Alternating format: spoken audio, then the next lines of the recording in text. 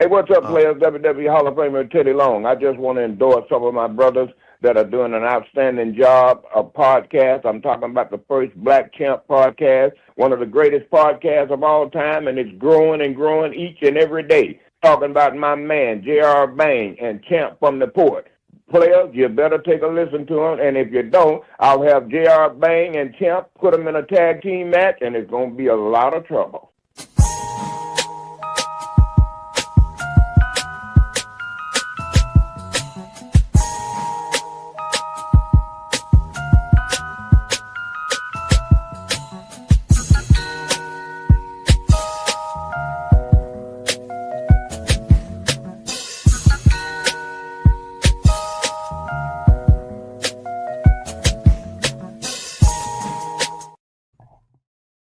Oh, yes, here it is. Here it is. We've been talking all week. Y'all been talking all week. You've been talking mad reckless. You've been talking super crazy. Russ, good morning. Good morning, everybody out there in IWC land and everywhere in between. Man, I'm looking forward to this because life, legacy, branding, and marketing, right? All of it, all of it is at the forefront of what we'll be talking about today. You see the shirt. Maybe I'm trolling. Maybe I'm not. Maybe I'm not. You know what I'm saying? But regardless, though, we are here to talk about in a real way, in an unconventional way, one of the brightest stars the wrestling business has ever seen, who may also consequently be one of the worst known humans in real life. However, that won't stop the wrestling conversation. So if you are here, you are in the right place. Let's get ready. Let's get in tune. It is time for the first Black Champ podcast. And I am, even without the belt, your podcast intercontinental champion, Champ from the Port, brother. And I am J.R. Bang. Make sure you rate, like, subscribe, download First Black Champ on all of your favorite platforms. You can follow us on everything, the FBC POD. You also rate, like, subscribe wherever you listen to your favorite podcasts. You go ahead and connect with us on Barbershop Network. Shouts out to Scott and the gang. Before we get started, so we don't necessarily put the number of episodes because we've been doing this for about 8 years. Yeah, for sure. We don't know. Yeah. So next year we will, for the first time, have a number on the amount of episodes we've done. I dig it. Be an estimated number. For sure. Be an estimated number because there's been times we didn't do this podcast because of health, life, traveling. So there's a couple of episodes we missed. But there's more than 400 episodes of this podcast, according to the calculations. Okay. Because I was going to say, we shouldn't be any lower than like the 330s. Oh, yeah, nah. So I'm going to put actual numbers, estimated number by shit, just so y'all can know how long we've been doing this. Look, man, we have been talking about this subject. We actually talked about it on the day that it happened. Yeah. The day that it happened, I was in Atlanta and you were at the crib and it's like your emergency podcast. So I stopped drinking the Mexican mules that I was drinking to have this before I suck at Topgolf pause. But for those who have been under a rock, Terry Bollea, better known to the world as Hulk Hogan, passed away at the age of 71 due to cardiac arrest. Yes. Again, he was 71 years old. We're going to talk about the wrestling. So for those who might pop in to this podcast episode late, we did talk about this briefly, about 30 minutes on the day that it happened. But we're going to start off with the wrestling. We're going to talk wrestling first. And then we're going to get into the things that we see later in life that really, even if you're not a Hulkamaniac, and you were never a Hulk Hogan fan as a black man, or somebody that celebrates all nations, people, and colors, some of the things that we end up hearing later in his career and his life, um, I believe shocked a number of people. But Mm-hmm. I don't want nobody to come into this podcast late and think we're not getting into that. Right. We're gonna start off with the wrestling, and I start off with how do you how do you meet Hulk Hogan for the first time? Like, let's picture what 4 or 5 year old Cam. How do you Yeah. learn about Hogan? So I learned about Hulk Hogan on the east side of Freeport, Illinois, at a brother by the name of Kenny Lewis. Shout out to Kenny Lewis. I think he live in Washington State now, like Seattle now. But I am over his house, and he watches wrestling. I think it was Saturday morning, and we just up.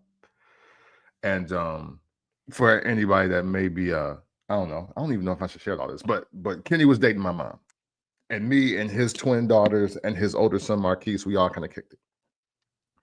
And but he was a big wrestling fan, and that's how I learned about Madison Square Garden. And he told me about Bruno Sammartino, but he was like, but Hulk Hogan, like, this is the guy that's kind of like running it now. You know what I'm saying? And you know, I don't remember. I'm not even gonna cap like I remember the first match. I just like remember like just early promos and him being obviously a part of every entrance. But you know, I'm East Side, so I'm saying it's probably like 86, 87, if you will. So I'm 5 or 6 years old, and I see him and the replay of him versus the Iron Sheik. And then I see him now against the Heenan family. Like, I just see that dynamic. And I'm like, oh, wow. Like, this is pretty cool. The red and the yellow, he ripping off the shirt and he going crazy. So like immediately I identify with that for some reason. And I start trying to rip my shirt off. But then when I saw the Macho Man, I was making tie-dye shirts, but then trying to rip them like Hulk Hogan. So that's kind of my origin story. I'll be honest, I cannot tie it to an actual match. I cannot. I just remember a lot of promos, the music video. Matter of fact, I have a more recollection of Pile Driver, the VHS first.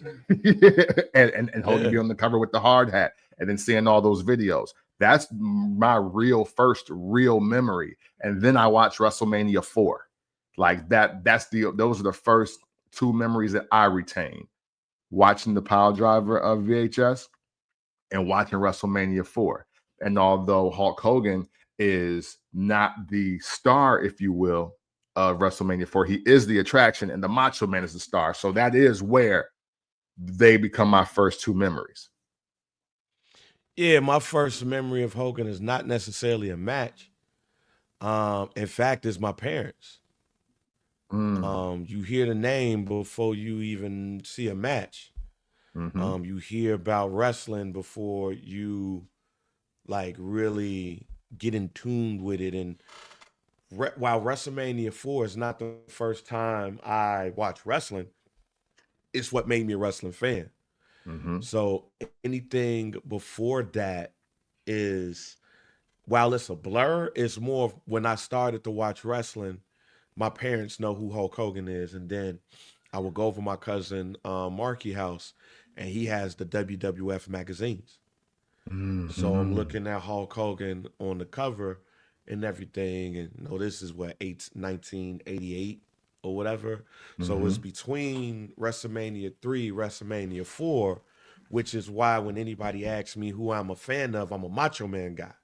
Mm-hmm. Because Macho Man is the first person I see win the WWF championship. Yes. And Facts. It sticks with me.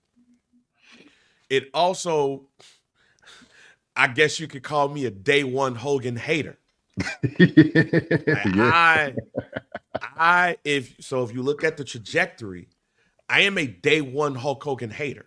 I am not a Hulk Hogan fan because my favorite wrestler is now basically teaming with this dude who trying to take his wife and want to take his title. So my first real recollections of Hulk Hogan really is Saturday night's main event, the main event, excuse me, the Twin Towers versus the Mega Powers. Yeah. And the whole thing with Elizabeth getting knocked out and Hogan taking her to the back. I'm watching TV like, why is he taking her to the back? Macho Man's getting his ass beat by these two big ass dudes. And then Macho slap him. I'm in the crib like, yeah, slap this dude. And then they're in the back. And the jealous eyes and all of that stuff. Like, that's my real true first recollection of Hulk Hogan. It's him on bullshit with my favorite wrestler. And when I hear of, because I didn't see it, when I hear of WrestleMania 5 and Hogan beating Macho, I'm pissed. I am fuck Hulk Hogan to the death. So classify me as day one of wrestling, being a day one Hulk Hogan hater because of everything that happened with Macho Man.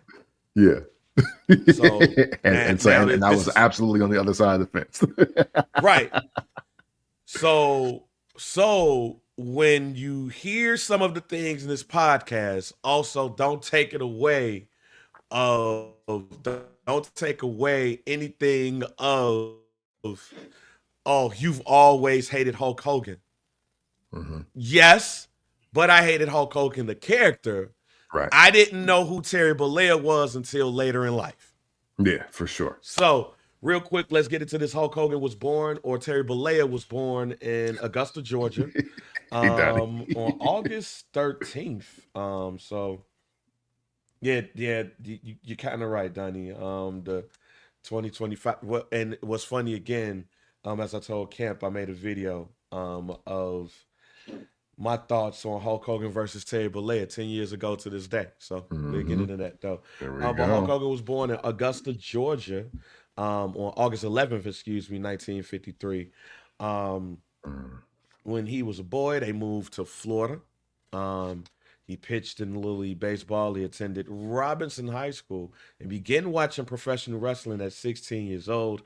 While he was in high school, he loved Dusty Rhodes. Let me pause by saying this. Dusty Rhodes seems to me, anytime I hear an older wrestler say that this wrestler got me into wrestling, Dusty Rhodes' name appears a lot. Oh yeah, for sure. For sure. Especially Because you know, and obviously as a kid growing up, obviously because for the first time of the first ways I see Dusty Rhodes, I don't see that, but literally decades, when you go 20 years or more older than us, everybody leans on Bruno Sammartino and Dusty Rhodes, but that Dusty is heavy. That Dusty vote is heavy though.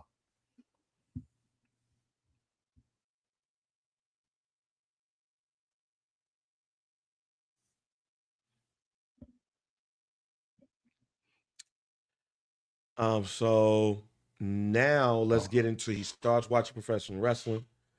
Oh, you got me? Oh, we start professional wrestling. He also starts to look up the superstar Billy Graham as well, who would be an integral part in not only his development and character building, but also when it comes to some controversies as well. Hulk Hogan also was a musician. He played the guitar. He had a little rock band, and he would work out. And many of the wrestlers that would see him working out was like, yo, maybe you should try this. Among those were one guy that you saw last night, or at least Friday night on SmackDown. The Briscoe brothers, Jack and Gerald Briscoe, was some of the people that saw it. So the Briscoe brothers hit up Hiro Matsuda. If you guys don't know who Hiro Matsuda is, just depending on how far you get into wrestling, just look at Ric Flair in '89. Let's just look at like Ric Flair like '89, '90ish. where he managed him well. Hiro Matsuda was not only a legendary wrestler, but he was a legendary trainer as well. I believe that he also trained Lex Luger, Ron Simmons, among other people. So they hit up Hiro Matsuda and was like, yo, it's this big ass white dude. He got the look. Might want to train him. Hiro Matsuda trained, well, at least in the tryout.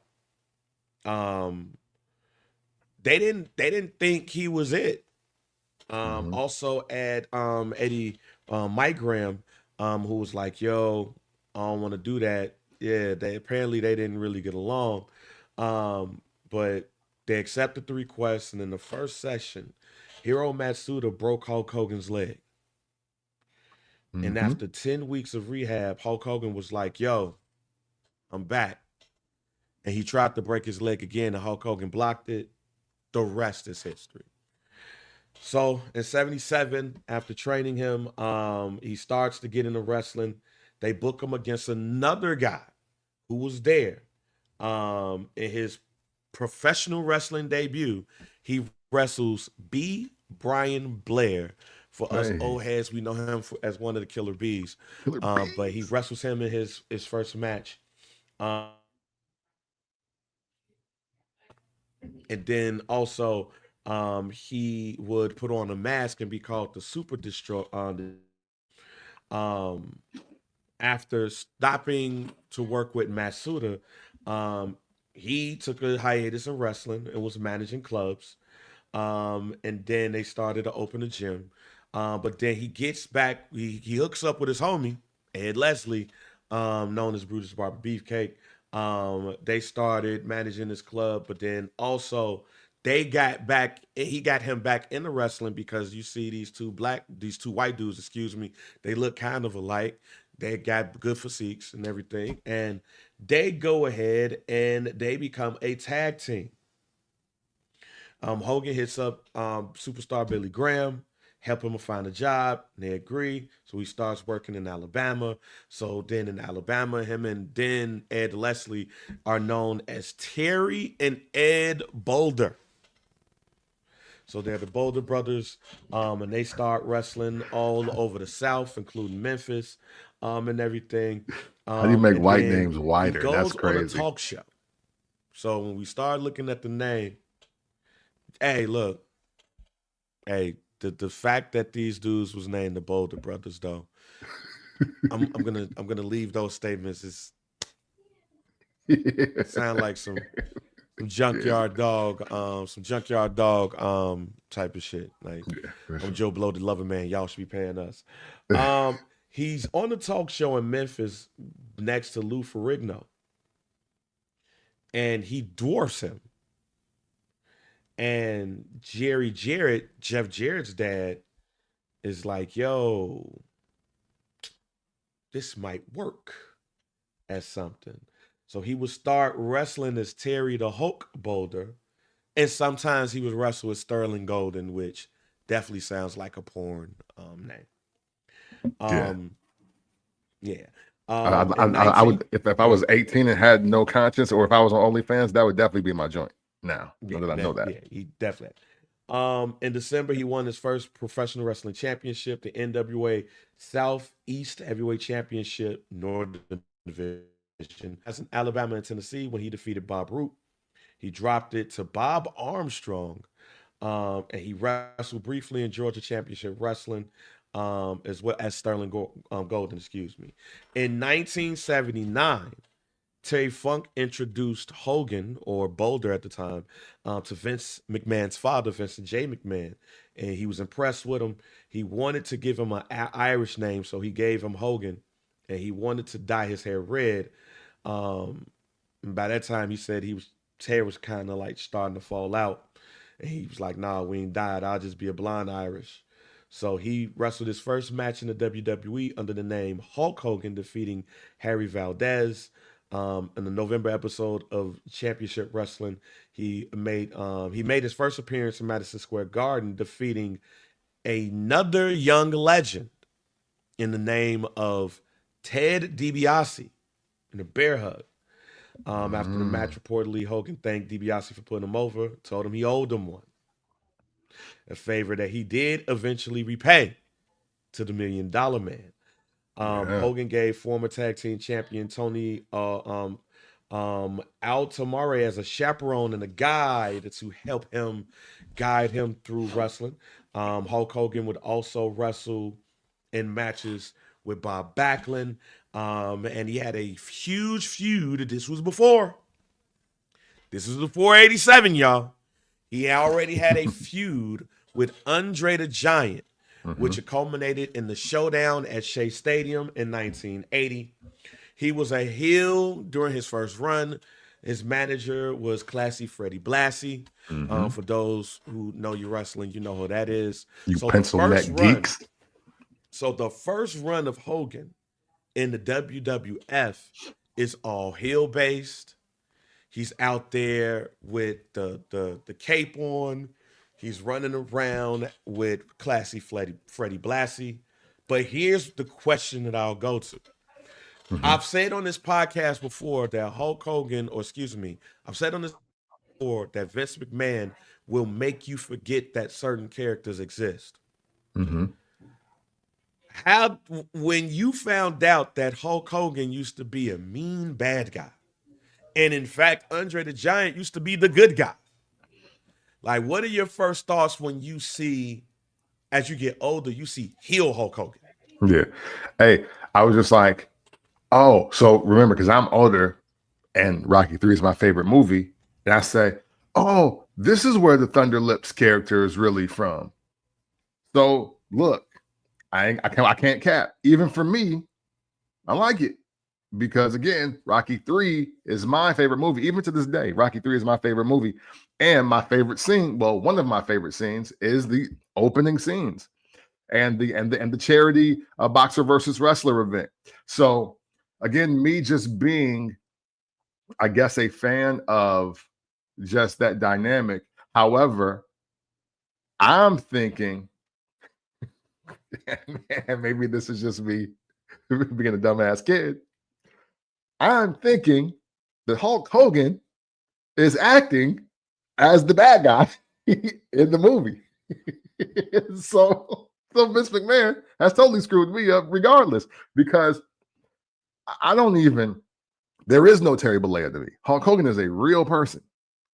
And Hulk Hogan is such a real person that he is now getting into acting. And his first acting gig is Thunder Lips, the Ultimate Male in Rocky 3. But when you go back and see it, and I was like, so that's how so basically building up both ends of his career at the same time. He knows he's one of the biggest stars in the world. But if you go back, it's like, so this is how foreseeable or how just tangible this character is and how real it was. And this is how he thought he was going to originally get over, I'm assuming. So that's the only like real time for me. So it wasn't really the biggest blow to my mind at the time, because I was still like, maybe 15, 16 when I learned that information. Yeah, so here's a bit of information when I start going down the Hulk Hogan rabbit hole when I'm younger, not now, but when I'm younger. All right, so back in the early 80s, Hulk Hogan would go to wrestle at New Japan Pro Wrestling. He called himself the Ichiban, number one. And he would wrestle a number of people like Tatsumi Fujinami, Abdullah the Butcher, Andre the Giant, Antonio Inoki, Stan Hansen, a number of people. But Hulk Hogan in Japan is totally different than Hulk Hogan in America. Hulk Hogan is wrestling more of a strong style type of style than he is, and as we know him, when we know him, it's like the 4 or 5 matches of doom. Hulk Hogan on June 2nd, 1983, became the first International Wrestling Grand Prix IWGP tournament winner, and the first holder of the early version of the IWGP Heavyweight Championship. He didn't do the leg drop. He did and there you go, Russ. He did a sort of a crooked arm lariat known as the Axe Bomber as his finisher. Um, He would also work a number of matches with Antonio Inoki in Madison Square Garden, with and against in Madison Square Garden. He eventually loses the belt and everything. And then, but he's also wrestling with WWE at the time. Mm-hmm. So this is where things start to change. Hulk Hogan is a worker's worker. He's a wrestler that's going over the world wrestling. But then the offer for Rocky 3 comes. And Vincent J. McMahon is like, no, you ain't doing that. We don't want our wrestlers to be involved in some of these things. We want to keep the illusion alive. Mm-hmm. So Hogan had gotten an ultimatum. Take the role, you don't wrestle. You might not wrestle again. Mm-hmm. Hogan said, fuck it. I'm going to be in this movie. And he appears as Thunder Lips. Now, Rocky 3 comes out in 1982. I'm only a handful of months old, I think, when Rocky 3 comes out.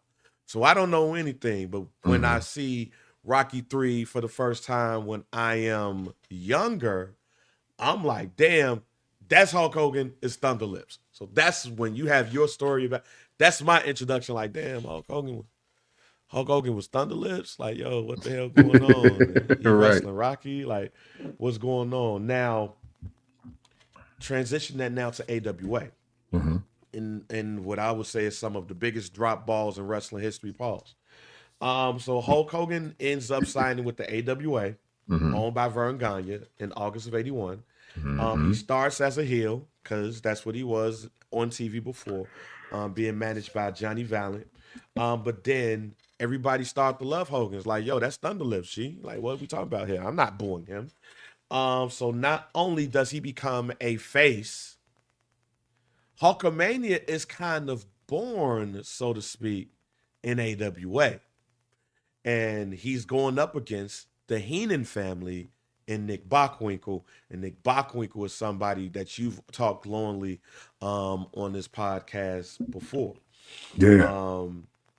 So you see all of this, and in March '82, he defeated him in a non-title match, Bockwinkel, in Chicago, nonetheless. And he repeatedly challenged Nick Bockwinkel for the AWA championship, but the matches always ended weird. A disqualification, a count out, all of these things, but he could never get the title. But if you go look at any of those matches, especially the Chicago match and the International Amphitheater, when Hulk Hogan thought he won the match, he thought he was champion, but the ref was like, no, and everything.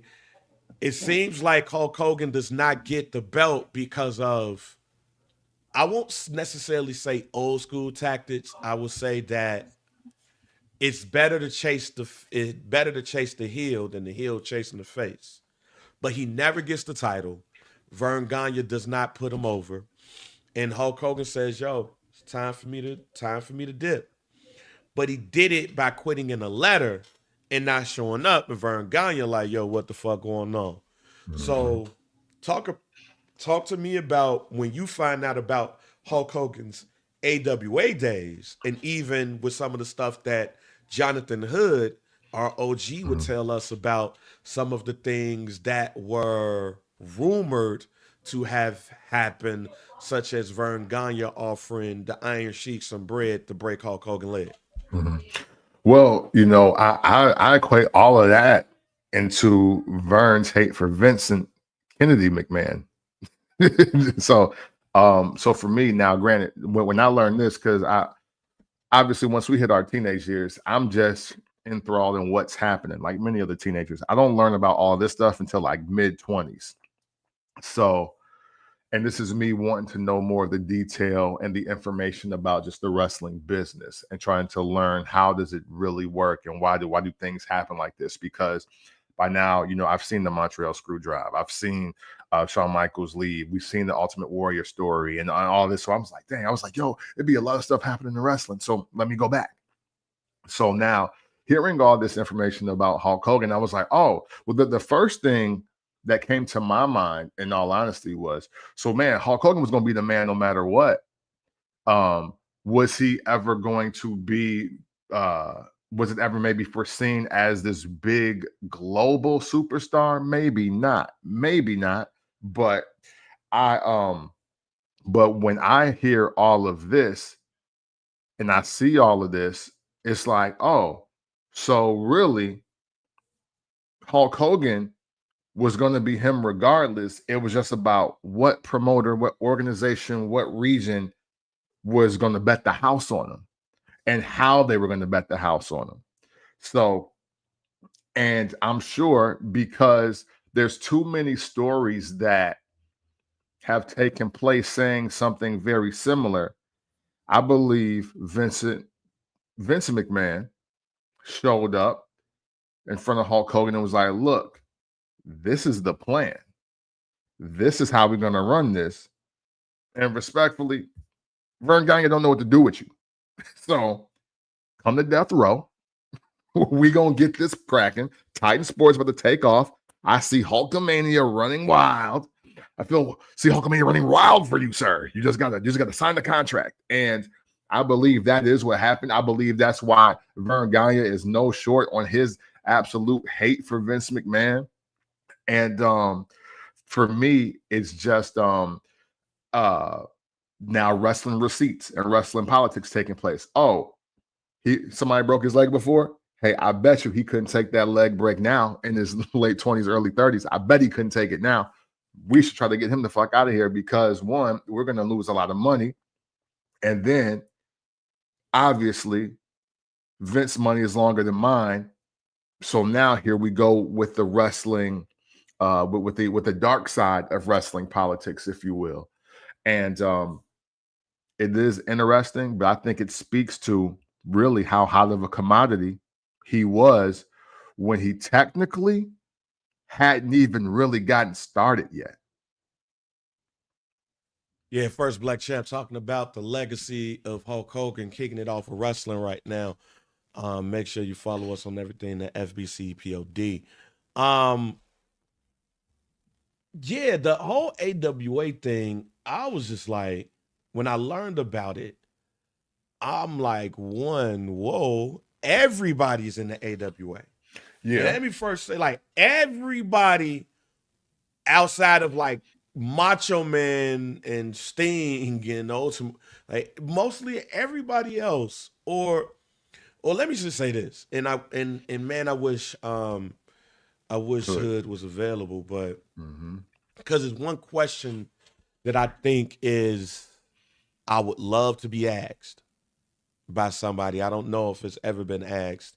I don't know where to find it. But first, like I realized when you see the Heenan family and Mean Gene Oakland and Hogan and Andre and all of these people, goddamn, the AWA should have been the WWE.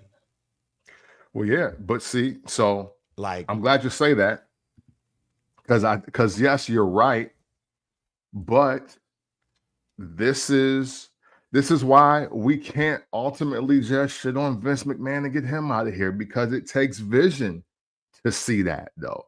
You dig? Like there's this purist state of mind. Matter of fact, look, this is Vern Gagne versus Vince McMahon is Daniel Bryan versus John Cena. It's literally, or Daniel Bryan versus Triple H. It's literally the difference. Hey, do you see this as just good, pure, classic wrestling where, hey, we're in our bubble and we live our own world and we are making great things happen? Or do you see this as this phenomenon that can stretch across the entire world, and no matter where you're from, what you went to, what you look like, there can be a story that applies to your life and it can make you want to watch two people fight it out for you. Like, it's literally the difference in having vision versus having not. This is why even when you learn real stories about these people that are playing these characters and run these organizations, is why I'm also like, but man, being a visionary and having vision and executing vision is very important. There are idea guys, and then there are people that can help execute vision. Some people have no vision. I think Vern Gagne just succumbed to having no vision. He couldn't see in front of himself. It was just like, hey, I like what we got here. This should be sustainable, but in reality, even with all that talent, if you don't have a next level for them to get to, where do they go? Does wrestling even look like it looks today if Vince McMahon doesn't do what he does?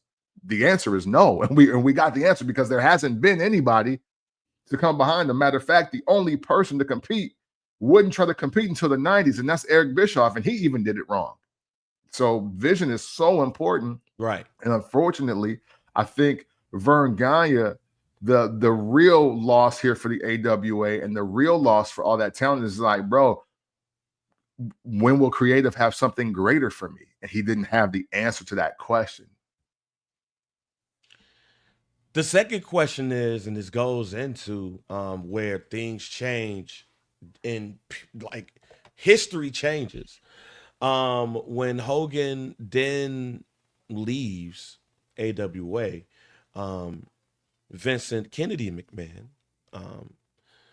he has plans to expand, and he needs somebody to lead the charge. So he chooses Hulk Hogan. And Hulk Hogan makes his return to the WWF in 1983, defeating Bill Dixon on an episode of Championship Wrestling. Hulk Hogan, who comes back as a face first. Let me first say he comes back as a face. The last time people see him in the WWE, he's in heel. He's the bad guy. But he comes back as a face, and then the next episode, he saves Bob Backlund. And at the time, Bob Backlund is the champ. And he tells the crowd, or Bob Backlund tells the crowd, like, he's changed his ways. He's a great man. Freddie Blassie's not going to be around. He puts him over. Mm-hmm. And actually, this is when Bob Backlund loses to the Iron Sheik. So he then goes into a match on January 23rd against the Iron Sheik, the guy who just beat Bob Backlund for the World Heavyweight Championship. He was supposed to be a last-minute replacement. And he escapes the camel clutch and gives him the leg drop and becomes the World Heavyweight Champion. Mm-hmm. Now, my question will always be, if it wasn't Hulk Hogan, who could have been the person that if Vince McMahon is trying to expand the WWE, who is that person that can be the face of the company during expansion? Now, is this am I answering in the way that who's the true American that's going to beat the Iranian heel, or is it just like who's just the next person just on the list? Well, I mean, here's the thing: it didn't necessarily have to go in the way of America versus the world, right? Just really looking at the roster and saying, who could have? Is there any? If you look up the 1984 WWE roster, is there anybody on that roster that could have been the Hulk Hogan for the WWE? If Hulk Hogan stays in AWA, wins the championship, he's happy with Vern, he don't come. But Vince say, I need to expand. I don't like one of the rumors is, and thank you, Russ, for throwing that out there, is Jimmy Snuka. But when you're looking at national expansion, and we've said this before, you got to look at the demographic. And even though Jimmy Snuka was lauded, applauded, had the whole thing, with coming off the top rope with the cage and all off of the cage on Don Morocco and all of that, I don't know if that's the guy that you use for expansion. Yeah. Hey, listen. Roddy Piper, and real quick, just throwing out some names real quick. Roddy Piper just came off of the Starrcade match with Greg the Hammer Valentine, the legendary dog collar match, and he was dealing with vertigo. So he hurt. I'm going to throw out some names on the 1984 roster. I'm not going to go through the whole roster. We'd be all day. We're going to throw out some names that pop out to me. Okay. Because I definitely have an answer, but go ahead. So before you give your answer, I'm looking at this roster, and this is the 1984 WWE roster. Names that when I look at them, they pop up as somebody that could be up next if Hulk Hogan stays. First name that pops up, because he's blonde. He's over 6 feet, 6'5", 270. From Texas, by way of Florida, Barry Windham. Now, you know, I'm always high on Barry Windham, but with the mindset is who's going to potentially be a tier of Hulkamania. For me, I don't see Barry Windham as that, and I love Barry Windham, but not for. We're talking about alternate universe Hulkamania, and that's not who I see. He was a heel.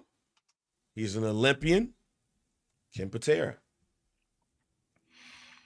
My style broke mother off in backs like Ken Patera. No, that's not who I have. That's not who I have. And maybe I'm saying no because I got my answer, but also no. I got Barry Windham obviously way higher than Ken Patera for me specifically. No. I will go now outside of the company because it has also been said that Dusty Rhodes was actually the first choice.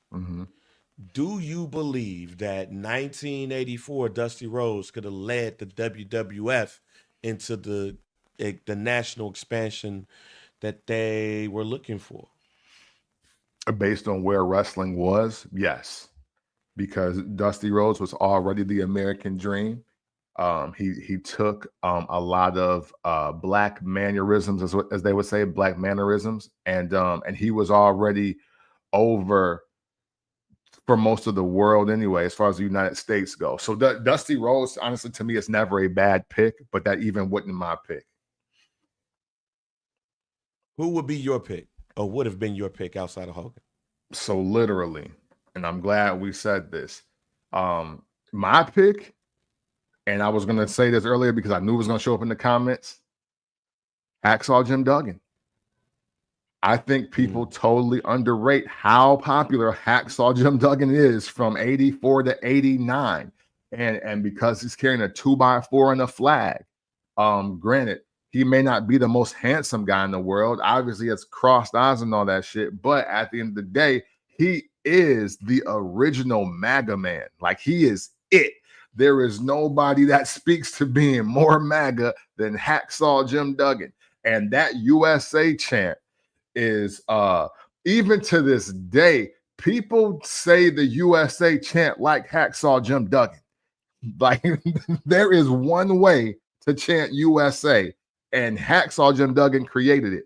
I don't know if he get the credit for it, but it's damn sure his. Because whenever you hear USA, USA, USA, I don't remember that happening before Hacksaw Jim Duggan. So you take all that, and then and in his prime, he wasn't in bad shape. He wasn't in bad shape at all. I'm not mad at that. I'm not mad at Jim Duggan because then that would have been Jim Duggan coming off of Mid-South. Because he was one of those Mid-South acquisitions. I think he made his first appearance in the WWE at WrestleMania 3. And he won the first Royal Rumble. But even at that time, like, he looked the part. But even going to 84, like, Jim Duggan is white hot in Mid-South. If you go on the network and you look at, because I have another name. Same vein. I actually have two names. And in the same vein, but if you go and you look at any of the Mid-South wrestling shit on the network or on YouTube, you see Jim Duggan and another name I'm going to name here, they were white hot. And if you would have put the machine behind them, I don't know if it would have been Hogan. but you would have been nice. My other name just so happens to be somebody who was white hot as a heel and white hot as a face in the early 80s and also worked for Vince Sr. in the WWF. Ted DiBiase. You look at you look at Mid-South Wrestling. That man was one of the top faces in wrestling. He was also one of the top heels in wrestling. I wouldn't, like, when you look at what you see, I wouldn't have been mad at any of those two. But then I'm thinking about a younger name, a younger, fresh name, as somebody you can groom and the women love. Like the women, you want the one thing about Hogan in that era is that the men wanted to be like him and the women wanted to fuck him. Yeah, for sure. His man's found out. Barry Windham fits that bill. True. Barry Windham fits that bill. Hey, listen. I don't know about the aspect of the Hulkamania branding, but I think making Barry Windham the world champion in any organization in any period of time is never the wrong decision. I want to be so clear on that. like not too many people can carry the Hulkamania marketing and branding, but if you, matter of fact, I guarantee, especially if you're just asking that demo, Bang, and what's the demo? If you ask the white demo, men, ages 18 to 34, and if you ask them who their champion would look like, most likely they would describe a guy that looks just like Barry Windham. Just like Barry Windham. My point. In the 80s, yeah, Barry Windham is your hero. God damn it. Barry Windham is saving the day. He's your super white man. I would, like, in hindsight, Barry Windham, to me, and he's younger too, is an amazing choice to beat Iron Sheik and win the championship. And again, white men 18 to 34 will love him, and the women will want to have sex with him. But it ends up being Hulk Hogan. And Gorilla Monsoon on the tape says Hulkamania is here. And that's when we get the birth of Hulkamania. Anytime somebody talks about it as January 23rd, 1984, the birth of Hulkamania. And then he immediately is on a trajectory that is second to none. He's telling people to say your prayers, say your prayers, train, eat your vitamins. He's no selling, he's hulking up, all of those things. He's now being put in front of TV screens. You start seeing them on MTV. You see the rock and wrestling things start to happen. Vince McMahon sees the vision to put wrestling in the pop culture with the rock and wrestling connection. And then you get the Rowdy Roddy Piper.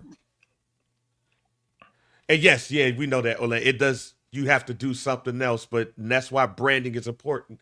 And that's why this part of it is important. Yeah. Absolutely. Hulk Hogan, Incredible Hulk TV show. Him ripping off the shirt. Him also having the movie role. All of these things are now coming full circle, and you're putting him in creating what is now a heel factory in the WWE, because you're building up bad guys to go up against this man.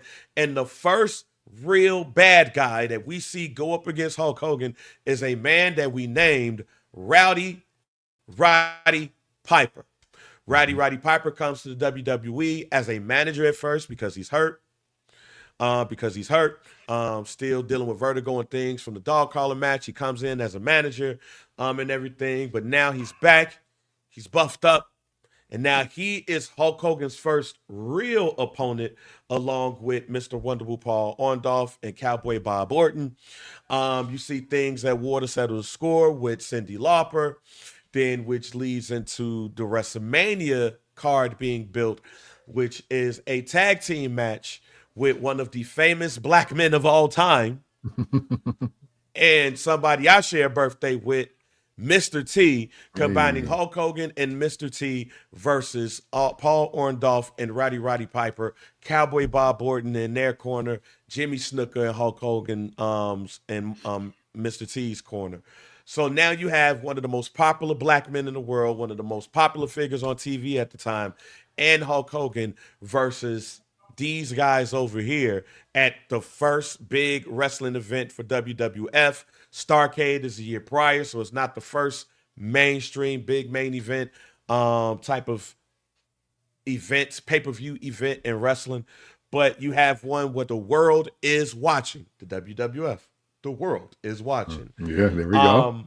Getting the little promos out. Yeah. There you go. You know what I'm saying? So then we go into WrestleMania 2. I don't want to spend a lot of time on WrestleMania 1 because I want to go to WrestleMania 2 because now this is the second one, though. And it's this Hulk Hogan's first title defense at WrestleMania versus King Kong Bundy. And that's really a squash going into WrestleMania 3. Now, you're older than me by a year and some days. Your recollection, and so of course you started watching wrestling earlier than me. Yeah. As a kid, what is your recollection of Hulk Hogan versus Andre the Giant? I mean, really, just the fact that it was in that time, it's the classic David versus Goliath story, right? But you're talking about somebody that's 6'8" versus somebody 7 foot. But what I remember about that, it being a story of friendship, if you will, and wildly, I interpreted as when some of your friends get different friends, maybe the dynamic will change.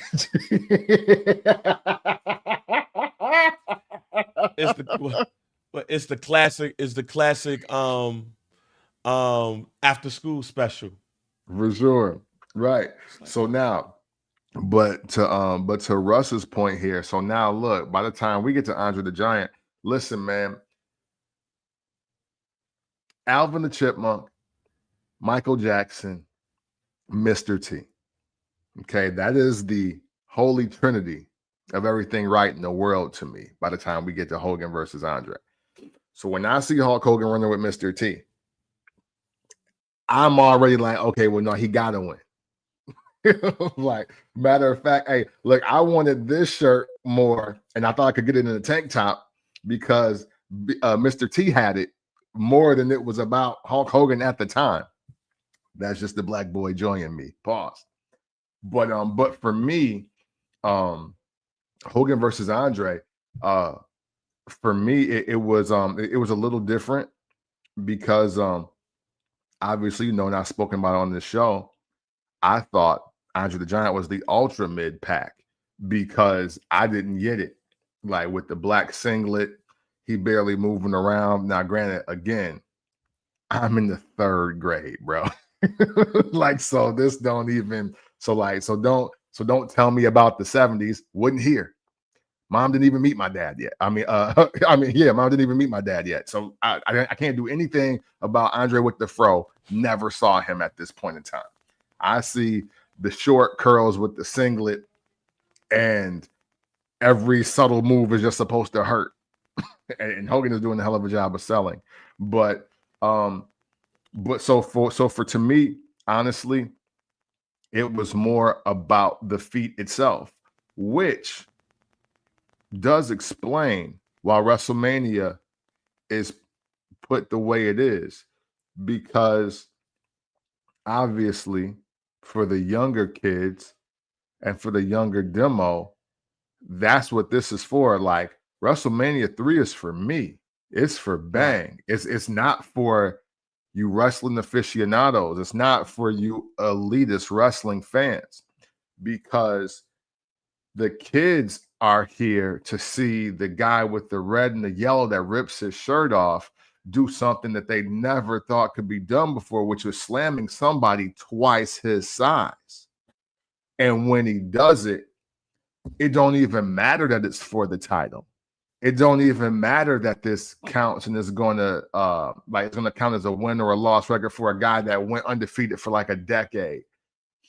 In my mind, in my child mind, it is literally, oh, wow. Did you see Hulk Hogan? He's so strong. He just body slammed that big fat guy. and he keeps his belt. He's the strongest man in the world. Like he's the greatest. Wow. That is my mindset. Nothing else matters to me. I don't give a fuck about wrestling. I care that I watched that. I got my guy that hangs out with Mr. T, Hulk Hogan, body slammed Andre the Giant, and that's all I care about, and that's all I need to remember per Vince McMahon.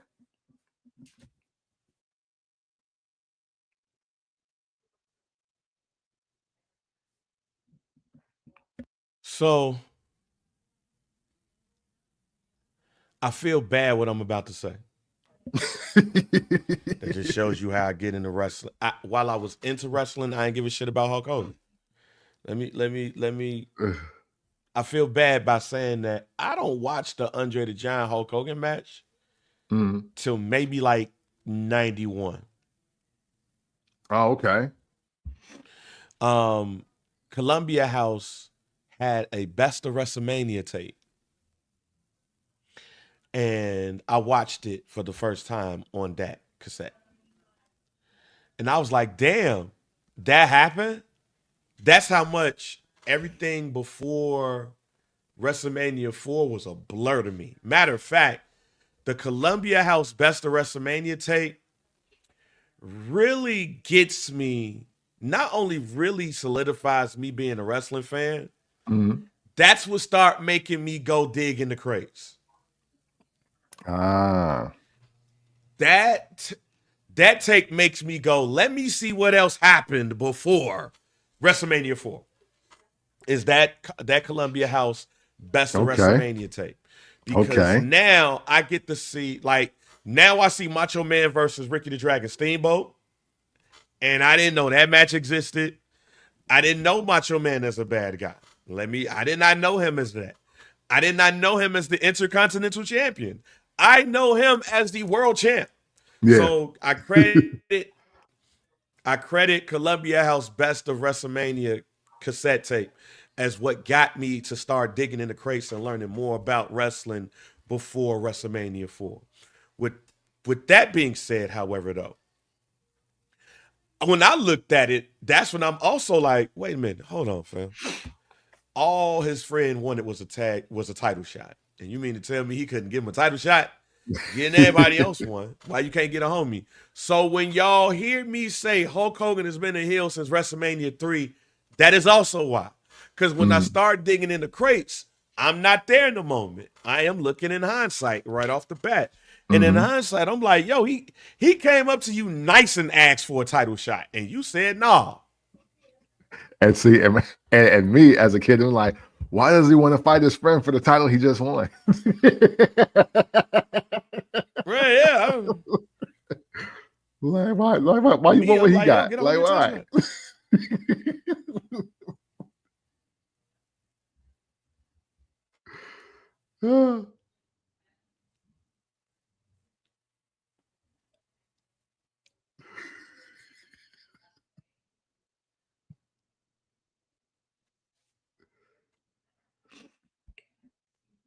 Yeah, look, that's me. Get a homie a title shot. So when y'all hear me say Hulk Hogan's been a heel since, just know it all starts in hindsight. Now, would you say, is that the height of WrestleMania? Like, if you were to say the height of WrestleMania was this date, this time, what is it? Like, okay, wait. When we're saying height of WrestleMania, are we this is just like strictly Hulk Hogan based, I guess is mine. Cause like when you look at this, like this is the top. This is the apex of this shit. This moment, this time here. It don't get no better than this. Oh, well then shout out to Donnie, because yep, that's definitely how I felt. Get your own title, fat boy. Hey, but hey, listen, peak WrestleMania, and this is just me. WrestleMania 6. WrestleMania 6. No way. Hogan. There you go, Russ. Hey, listen. No way. We can't even book that again today. To the point where you have the two biggest faces of the company at the biggest event ever, and the crowd is literally split. Like, even when you fast forward to Shawn Michaels versus Taker 1 at WrestleMania, yeah, we love Shawn Michaels and he missed the WrestleMania and all that, but I was ready for the streak to be maintained. I was like, it would be dope if Shawn Michaels breaks the streak, because maybe then there's a Mr. WrestleMania claim. But then there's this other half of like, but man, I mean, he had 19. like he was at 17 or whatever the number was. I'm like, do we really give that up for this? Like, because what does Shawn Michaels gain from winning it? Now, granted, I felt the same way about Brock Lesnar. So, like, the only person that legit needed to beat The Undertaker at WrestleMania in hindsight is Roman Reigns now. He's the only person that actually needed to do it. I don't think anybody else benefited from it the way they should have. But the apex, the peak, okay, this is what it has to be moving forward, is WrestleMania 6. Because case in point, look at WrestleMania 7. And then 8. And then 9. Look, there's such a skid that happens after WrestleMania 6 that the final decision at WrestleMania 9 is to give the belt to Hogan, and he showed up with a black eye. So how is it not WrestleMania 6? Like, how is it not? I'm going to say 5. Hey, and I love 5 too. 5. So I'm not. You're not really wrong to me on that. Because he had to get it back. True. And you want to see like and like now Hulk Hogan's chasing. We ain't seen Hulk Hogan chase. Really. Mm-hmm. Now we see him chasing. And it was personal. Oh, it was personal. And I think WrestleMania, actually, I think in hindsight, WrestleMania 6 is the test to see if you still want Hulkamania around. Yes. I think that's the test of, man, how long we got left. Let's see what Warrior's gonna do. And then you find out he ain't gonna do shit with it, and you give it to him back. And it's the perfect time because you have the Gulf War going. So now you could get back to your 1984 vibes. But I think that when he had to get it back and the way that he had to get it back, and you was kind of defending somebody from a jerk, I think that is your height. Whereas it got like Andre the Giant got it over, I think it still had legs, but it kind of started to go down after 5 to see what else got. And that's why I put it as that. However, do want to go to WrestleMania 6 because now Hogan has to put over somebody. Yeah. And he has to share the spotlight with somebody. So, and that's kind of one of the reasons why I say that's when we start to get to the downward. But then you got 6, Ultimate Warrior, 7, Iraqi War shit. But then you get 8, where it's the last hurrah, so to speak. And then you get WrestleMania 9. So either way it goes, sometime after 6, when he starts wrestling Earthquake and all of them too, we start to see things die down. When do you start to look at Hogan and be like, let's get this old nigga out of here? Oh, not till WCW. Because for me, yeah, because for me, agreeing with everything that you're saying, my mind framed it like this. And this is in hindsight now. So now, not only can Hogan be the champion and the flag bearer for your company, but he can also be your biggest attraction. See, WrestleMania 1 through 5, he's just your main event guy, even though, because like he just made himself as part of the main event in 4, even though he wasn't the main event. It was about the Macho Man and him running the tournament. But Hogan is there in a fresh red bandana celebrating. And really that's the first seed being planted of, hey, Hulk Hogan is also an attraction. Like Vince McMahon did one of the most ballsy things I think ever in wrestling at that point, because unless somebody wants to point me to a time before my time, I don't remember a guy losing a match and then getting an extra 10 minutes to just pose and celebrate and just get his shit off, for lack of a better word, to the point like it's 2 VHS tapes. Like they could probably fit the rest of they could probably fit WrestleMania on one tape if it wasn't for all the Hulk Hogan footage. That's just footage. It's just B-roll. Hogan is just walking B-roll for a good part of that first part of the tape. But once we get after WrestleMania 6, so okay, boom, title for title, main event, Toronto, Skydome, he loses. Shockwaves, because damn, Hulk Hogan lost. Whoa, we ain't seen that in a minute. But then, and then losing fairly too. We haven't seen that in a minute. So he's, getting carted off on the little ring joint. Ultimate Warrior celebrating. Ultimate Warrior fans are rejoicing. We don't know what's happening behind the scenes. But from WrestleMania 7, 8, and 9, yes, he's in main event positions, but it's really more about, man, yeah, you're here for WrestleMania, but we're here for Hulk Hogan. Shit, you watch the doc too. That's what the WrestleMania 9 doc is about. Hey, yeah. Tickets was here. Hey, Hulk Hogan coming? Okay, hey, well then, no, I'll throw more money down if Hulk Hogan coming. And then now tickets are here. Wait, hey, is Hogan going to win the belt at my event? Because I'll throw more bread to that.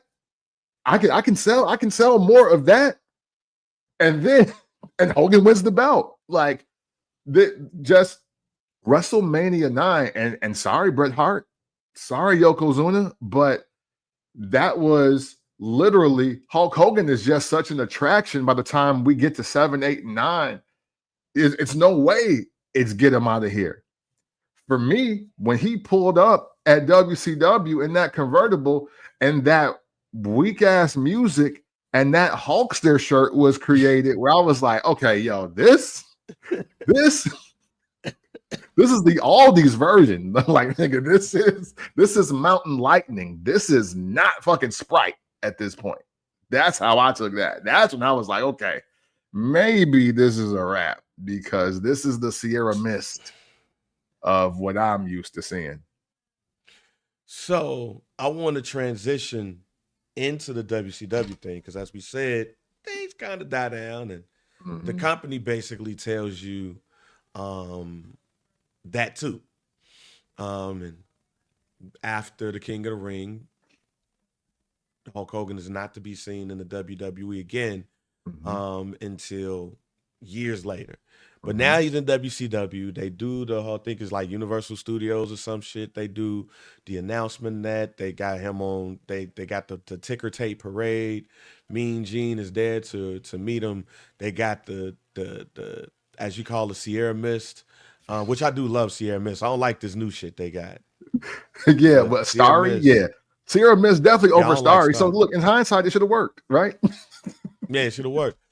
Hulk Hogan's first match is against Ric Flair. He defeats Ric Flair at Bash at the Beach for the title. I think it's a cage match and all of that. So they heat check this. Of course, Hulk Hogan comes in. They put the belt on him. And this is also when we see Hulk Hogan versus Ric Flair for the first time on a major pay-per-view. They did wrestle a couple of times in the WWF. On house shows, which Vince McMahon was like, I don't know about this match here. But WCW, Eric Bischoff, WCW, and them like, no, we getting this out the way now. But let's go everything before July 6th, 1990, the July 7th, 1996, excuse me. Let's look at everything before July 7th, 1996. Your complete thought on Hulk Hogan in WCW before that day is this shit suck?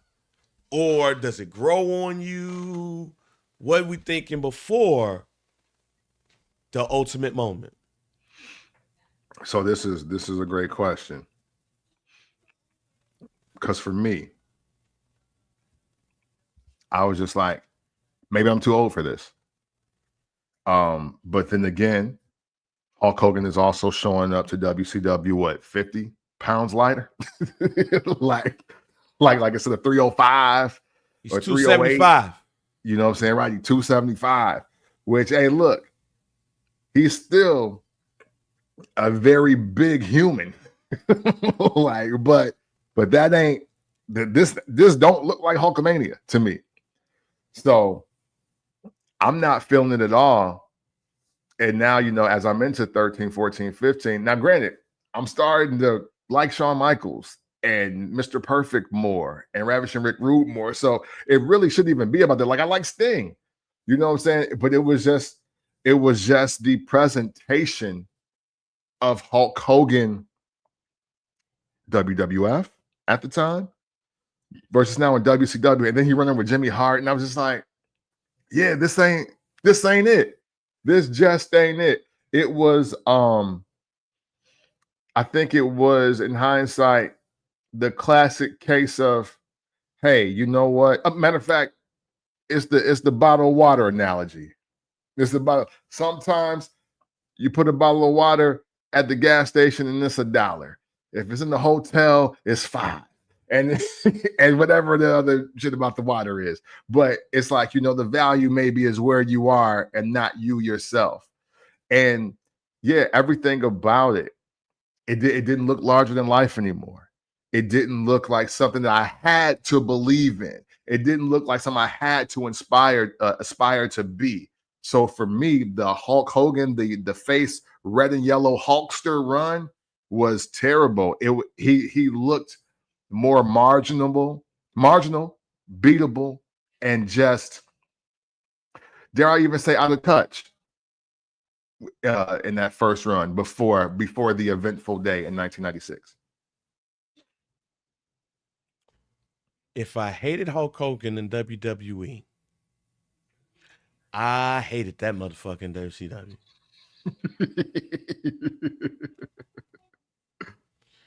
I hated. You want to know the only time I was a Hulk? Like, again, just listen to the whole podcast, everybody. If you jumped in at this time, you'll know that I'm a day one Hulk Hogan hater. For sure. When I become a wrestling fan.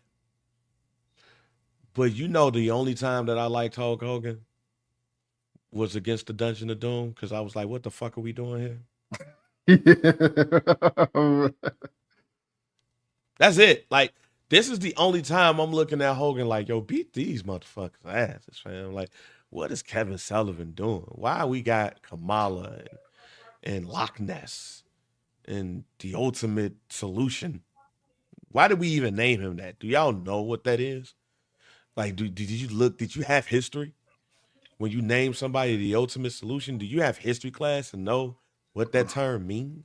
Like, why do we have the Yeti? You know what I'm saying? Like, why is Jimmy Hart like Sony Shmoney be like the Yeti? Like, why? What are we doing here?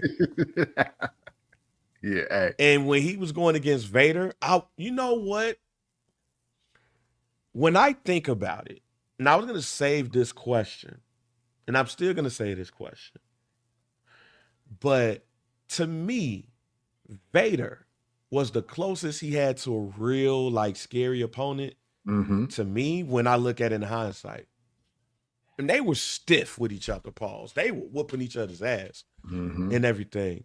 But yeah, like that Hogan, I hated it. I hated this shit. But then, and quite honestly, as somebody who was always a WCW fan, more than they was a WWF fan, this was disappointing. Like, you can send this ass back to WWF if we doing this shit. Like, why is he crawling into the Dungeon of Doom?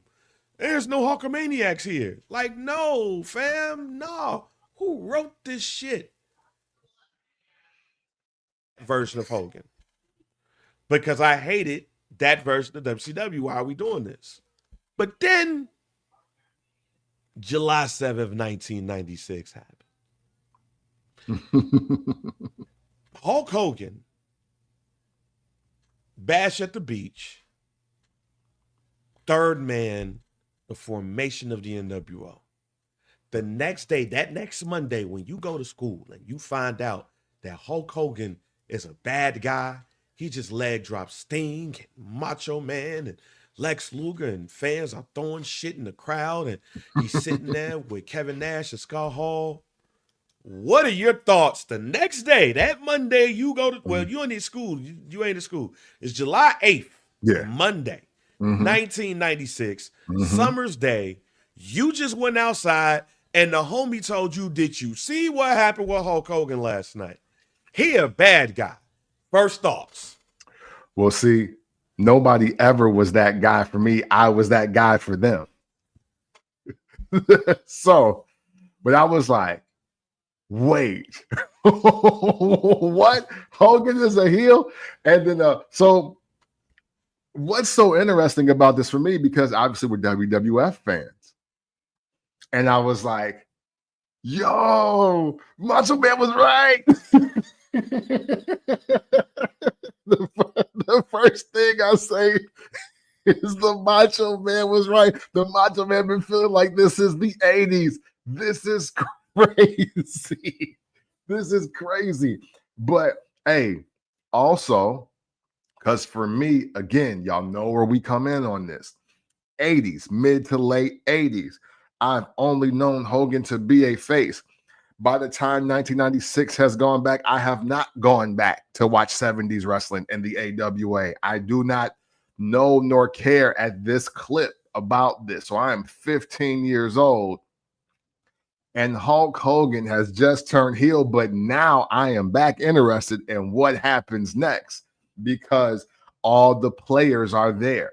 Hulk Hogan, Mean Gene, Macho Man Randy Savage, except now Hogan has turned it up.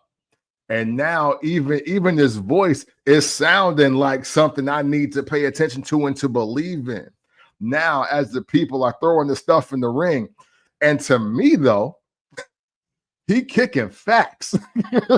So I'm like, hey, listen, heel or not, when he was like, I'm the reason y'all in here. He was like, this company and the wrestling business wouldn't be anything without me. It's like, hey, I don't get what y'all booing for. I don't get it. Hey, and I like Hall and Nash anyway, because that's still Razor Ramon and Diesel to me. So none of that matters. None of that matters. To me, I am looking at this as WWF versus WCW. And because I know that they are not necessarily holding the superstars I grew up with in the WCW, I'm riding with the WWF. It's literally Hulk Hogan, Razor Ramon, and Diesel in my mind versus, it don't matter, Sting, Luger, Ric Flair. It don't matter, because to me, Macho Man need to flip. So look, we had to beat some sense into you, so you know who to rock with, and then it's us four. I thought the Macho Man was going to be the fourth member. So for me, this was great. And now, for the first time in 2-3 years, Hogan became somebody I wanted to watch on wrestling again. I like Hogan. Now I'm cool. Now we good. Because those beginning stages of NWO, especially with Kevin Nash throwing Rey Mysterio on the into the trailer and all of that stuff. Now I'm like, all right, Hogan is the Hogan that I've wanted for years. If we're gonna do it like this. I think it breathed new life into Hogan. I also believe that it might have aided into some of the things that we see, that we currently, or we started to see with Hulk Hogan later in life. So we get the NWO, we get versions of the NWO and everything. We get NWO Hollywood, we get NWO Wolfpack. You started seeing things blend, real life things blend into the wrestling. You start seeing things in WCW, the Finger Poke of Doom, the thing with Jeff Jarrett and Vince Russo and all of those things. Then Hulk Hogan disappears and WCW ceases to exist. Then we get a number of WCW people coming into the WWE. And a lot of people, you get the invasion thing and all of that. And a lot of people still to this day said that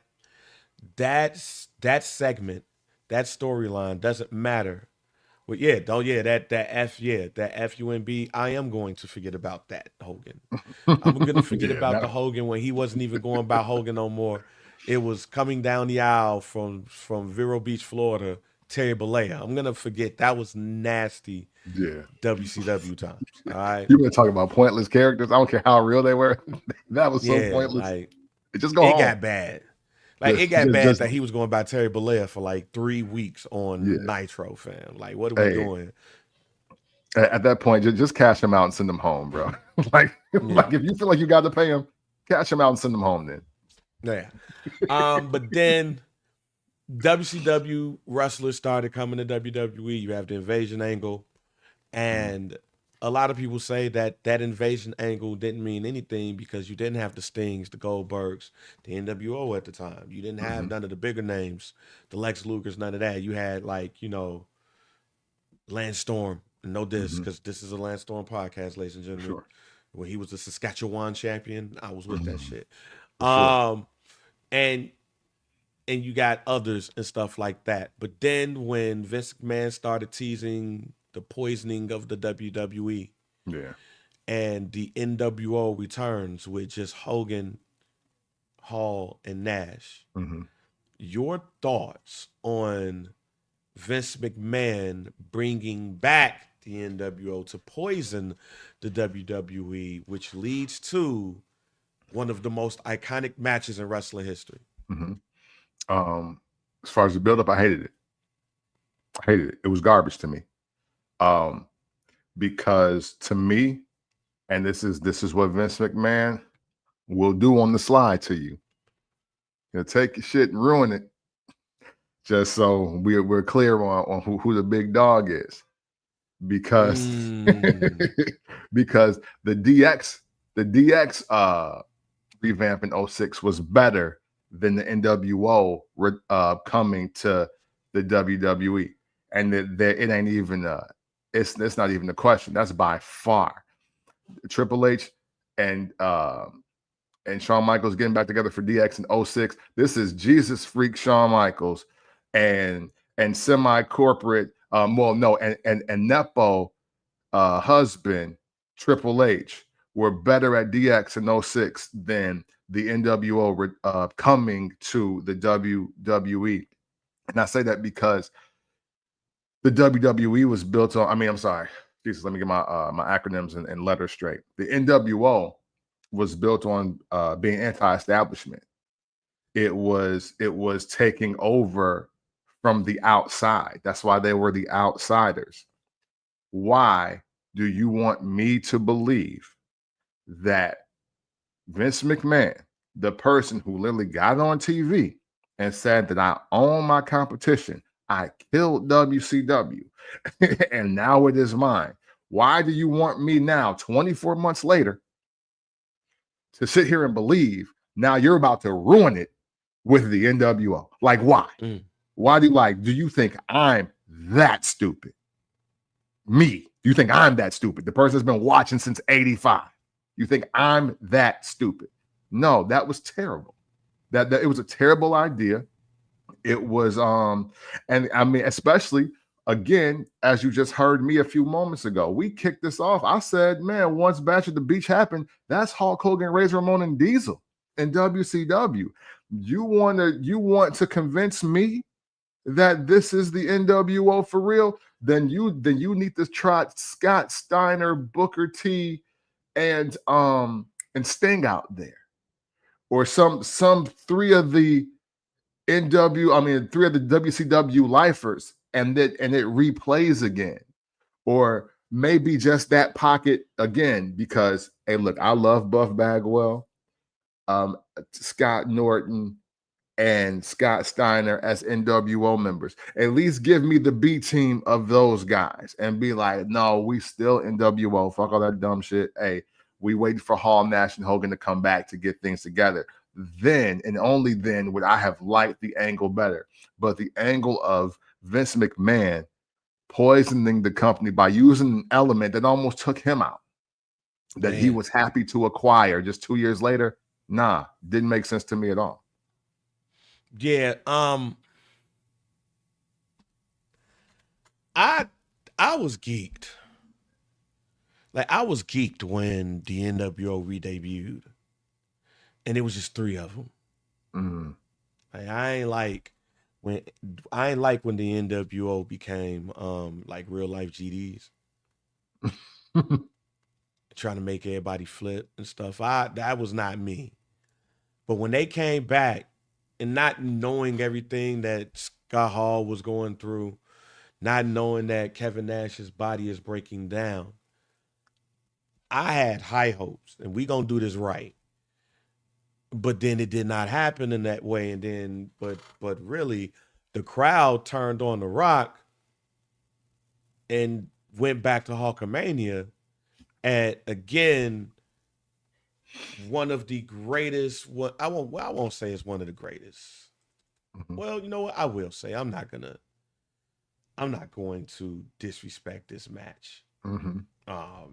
Like that. I would say that WrestleMania 8 is probably, on paper, the greatest WrestleMania of all time.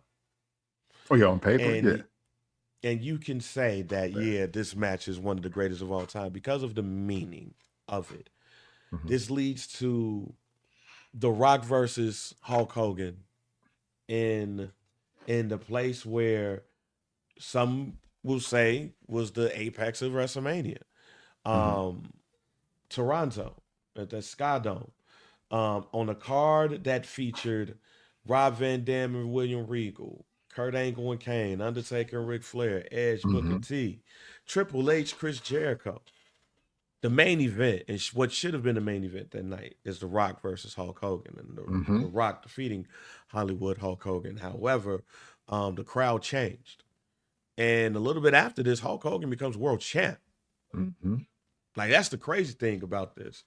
A lot of people don't realize that Triple H won the belt and then dropped it to Hulk Hogan. Yeah. Yep. Like, and if my memory serves me correctly, at the next pay-per-view. Hey, again, and justified, because you know what? Vince McMahon mastered how to use the brand Hulk Hogan.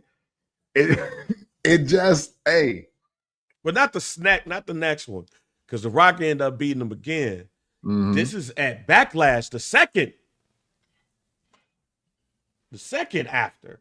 Mm-hmm. So he lost twice and got the belt.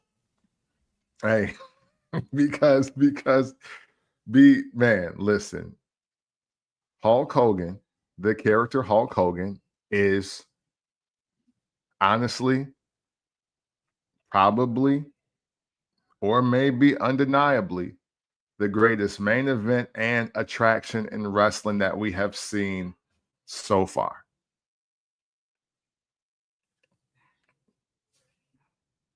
What do you want me to do? What do you want me to do? And right, and you start seeing him like dabble in other areas, winning other championships. He becomes a tag team champ with Edge around this time, as well. He's infused with Shawn Michaels. he has the match with Vince McMahon at WrestleMania and stuff, but eventually all goes away. Mm-hmm. So we're not going to talk about the TNA days and all of that stuff. We're not going to get into none of those things. We're going to go right dab into. Then later in life, we start to hear things. We start hearing about the union busting stuff, and we start hearing about Hulk Hogan politics behind the curtain and things of that nature. We see him put over people, you know what I'm saying? But then we start to hear who he didn't put over or he refused to put over, all of those things. And then the Gawker thing happened. Then the Bubble of Love Sponge thing happened. Then the tape comes out of Hulk Hogan saying some reprehensible things about his daughter Brooks Hogan's boyfriend, who's African American at the time. Well, at the time of the day, she was dating an African American man. And his Hulk Hogan's feelings, even though they were private and he didn't know he was being recorded. You start to see those things pop up, and it really changes how people look at Hulk Hogan. So 10 years ago, on the day that he passed, 10 years before that, Hulk Hogan is on audio with a racial tirade about how he feels about Hogan, his Brooks boyfriend. Everybody's a little bit racist. The N-word and all of those things. When you hear that quote, I know we've talked about there's probably a lot of white people who has said what Hogan has said on tape or off tape. But removing that, when you hear Hulk Hogan say those words, what are your thoughts? Okay. The first thing for me, and again, look, I just think differently, y'all. So stone me now. Matter of fact, wait a minute. Let me repeat what Hogan said. I mean, I'd rather, if she was going to fuck some nigger, I would rather have her marry an 8-foot-tall nigger worth $100 million, like a basketball player. I guess we're all a little racist. Fuck a nigger. And see, for me, I view that under this lens. And I'm going to go back to what I was going to originally say. So I view a phrasing like that as, damn, that's wild. That's wild. But at the same time, especially when this is come out, this is 2015, I was like, but ain't this what fathers be telling their daughters, be it black or white or Hispanic or whatever, Asian, whatever? Ain't this how Baller Alert was created? Because they're looking for 8-foot-tall niggas with money. Like, ain't this how they created Baller Alert? But then I just rewind and I'll be like, Hogan was so comfortable saying that, and who else was in that room? Because that lady was dying to chime in. We never talk about the other lady who I thought was Linda Hogan. I ain't gonna lie. Because I was like, who is this other woman in this room? And for somebody to be recording, because my thing is also always, yeah, we throwing Hogan under the bus, but he was so comfortable saying that in front of you. So how do you really be talking about black people in general? Because Hogan even went out to say, hey, even I'm racist to a point. And no pushback is given in that room. We never talk about that. We never talk about how he wanted the birds of the feather in there. He's not isolated. He's not being challenged. And that audio was very short. So while Yeah, it ain't cool to say. But obviously, Hogan was getting that kind of rhetoric off in that circle for decades. And whether you want money, you want fame, or you tired of him winning, or whatever it is, and you calling yourself the homie, you supposed to be one of his friends, and you recording that, and now you quiet, now you silent. I ain't gonna lie, I have always wanted to know what Hulk Hogan thinks about that situation. And I wanted him to bury everybody in that room and be like, yeah, we talk about this shit all the time. Like any other time, it's cool. I don't know what happened. Or, hey, look, here's the situation.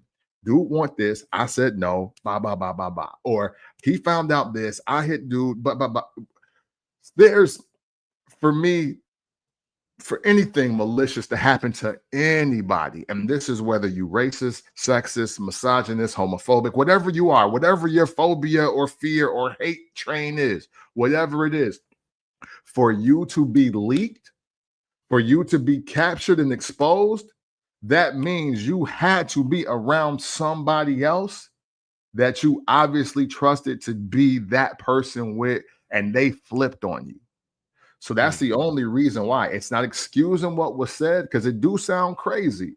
But however, I've just been around a lot of self-hating black people for a lot of my time. So what he was saying in hindsight didn't strike me as so overtly racist. I hate everybody, because he literally saying, I'm not saying she can't date black people at all, but why do that?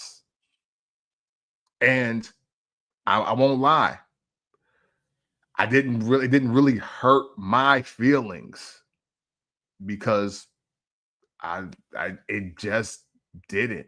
I'm sorry. It just didn't hurt my feelings like that. I would agree with you. Didn't hurt my feelings. And, here's why it didn't hurt my feelings. Because that's Hulk Hogan, that's Terry Bollea. Mm-hmm. Hulk Hogan is the all-inclusive guy. Terry Bollea is not. A lot of people tend to look at wrestling like the character they play on TV is the person that they're supposed to be in real life. Right. It's just not. That's not taken away from how reprehensible those words were. Yeah. Because they were. Yeah. But I wasn't mad at Hulk Hogan at that point. I was mad at Terry Bollea. Because when the camera shuts off, when the director yells cut, now you're that person. And by that time, Hulk Hogan was not Hulk Hogan. He was Terry Bollea. Yeah. When he's in those rooms, he's Terry Bollea. When he's Hulk Hogan, he's Hulk Hogan. And I think that a lot of people, especially when it comes to wrestling, because you identify the wrestler with the person that you think they are in real life. It's closely knit. And now when you look at those words, you say Hulk Hogan said, no, Hulk Hogan told you to train, say your prayers, take your vitamins. Terry Bollea don't like niggas. Yeah. Hey, and to Russ's point, yeah, after Hogan knows best, I think that's what a lot of this is. That reality TV boom and Hogan knows best and seeing his family, because, hey, listen, again, because I don't be caring. I had no idea Hulk Hogan had a family. I had no idea. The only reason why I knew it is because they would be at WrestleMania events, and sometimes they'd be on camera, but they won the storyline. See, I think Hulk Hogan hurt people because people look at Terry Bollea as Hulk Hogan.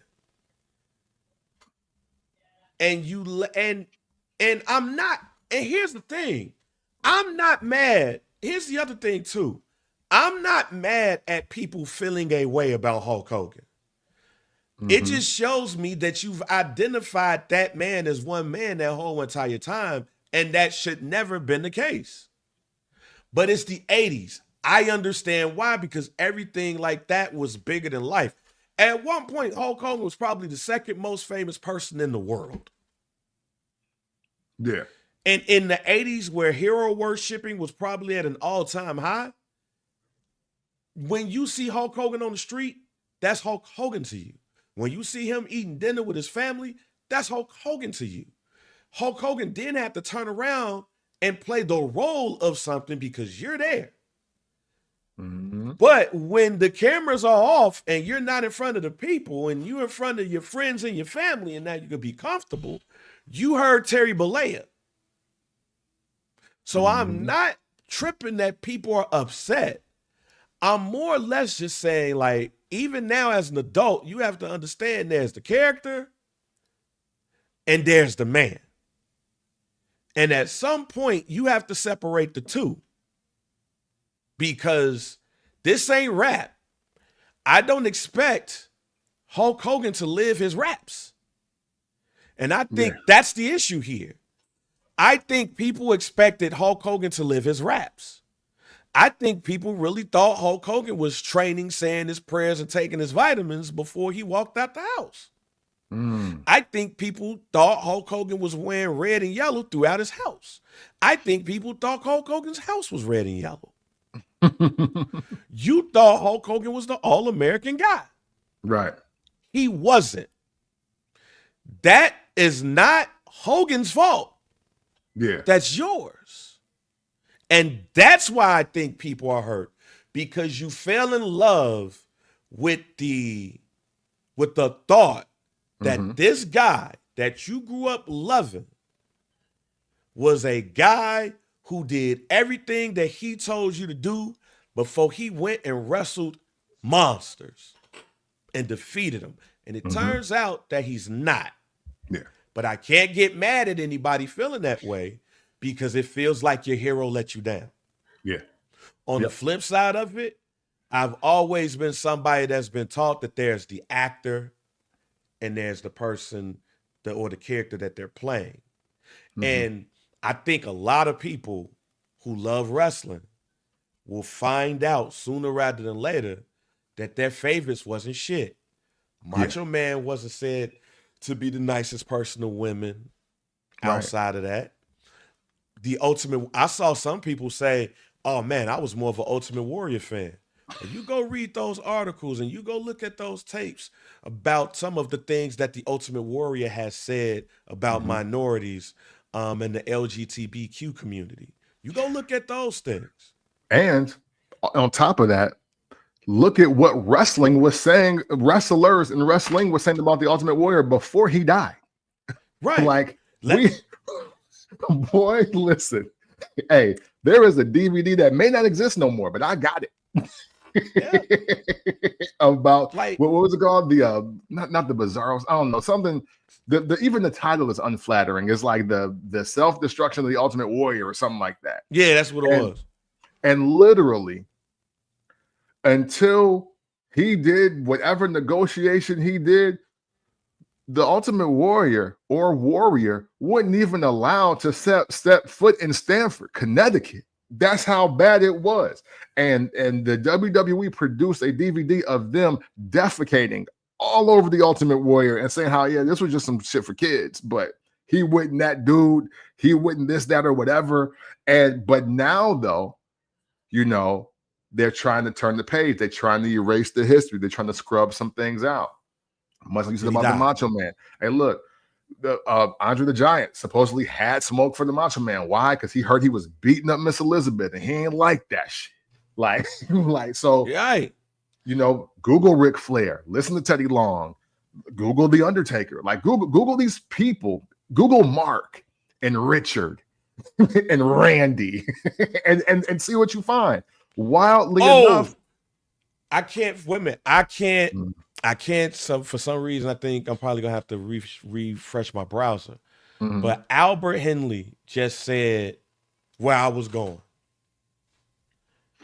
Hulk Hogan, here's why I don't get mad. The real reason why I don't get mad at anybody who has a disdain for Hulk Hogan. Because what this shows me is that Hulk Hogan made Terry Bollea a better man than that man probably was in the first place. Mm-hmm. He had to do those things and it made him a better person, but it didn't totally turn him around because he's been a piece of shit. We just didn't know it.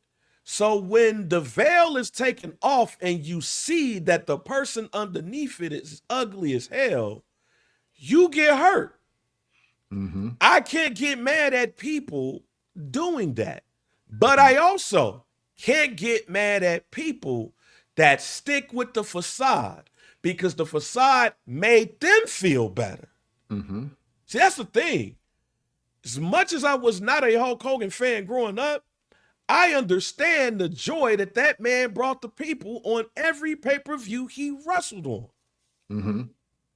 I understand the joy that he gave him when he said, say your prayers, take your vitamins and all of that.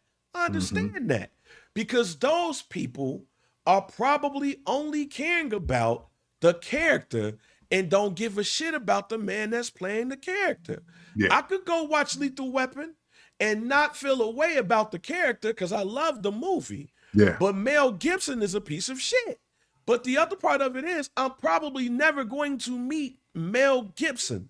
I'm never going to meet Hulk Hogan. So the only person that I can have any feelings of, the only thing is the character. Mm-hmm. So I understand people really rocking with Hulk Hogan as the character because Hulk Hogan and Terry Bollea are two different people. And even Hogan can tell you that because I believe Hulk Hogan made Terry Bollea a better man than anything else could have been because then as he got bigger in life, he aligned himself with people that aligned with his views or they aligned with Hulk Hogan's views because they wanted to be in that aura.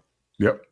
And this is not just white people, it is black people and other people that are minorities that say he don't like them, but he likes me. Mm-hmm. So I understand the double-edged sword. I understand the catch-22 of how to feel about Hulk Hogan dying because it is complex. Because Hulk Hogan is all-inclusive, but Terry Bollea ain't.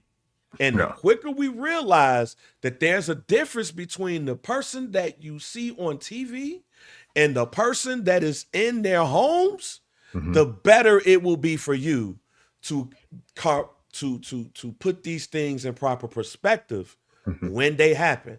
Terry Bollea, piece of shit. Hulk Hogan is an icon who turned $1 million business into a multi-billion-dollar business. You can talk about if Stone Cold died all you want to. There's no Stone Cold Steve Austin without Hulk Hogan. And the fact that at the beginning of the show, we could throw out names of who could have been that person, but be like, Yeah.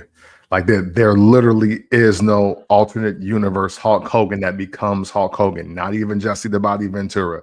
Not even Billy Graham if he can get himself healthy enough. Like nobody is going to do it. I mean, it's that there isn't a tangible. There is an it factor. A lot of that does play into a lot of this.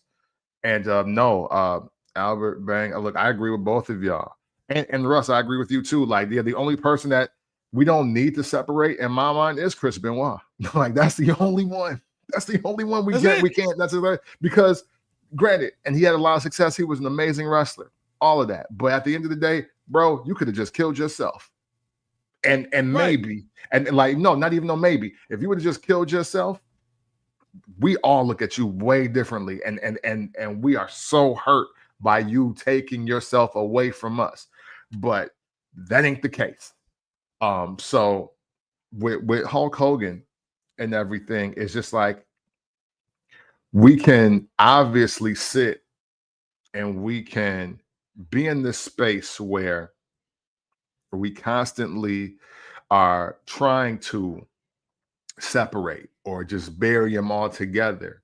But yeah, maybe, just maybe Terry thought he was a POS human being. Hey, and look, not for nothing, there is a history of behind the scenes, whether it's wrestling business or not, that proves that Terry Bollea was not the greatest person. He wasn't. And now we move forward, but he's impacted so many lives. I think Kevin Nash are one of the people that said it best. Kevin Nash said, hey, man, he's a true icon. My career wouldn't be where it is or it landed if it wasn't for him. And he's absolutely right. You know, unfortunately, in life, you're going to do good and you're going to do bad. You have control over both. You have control over how good you will do in this world, and you have control over how bad you will do in this world.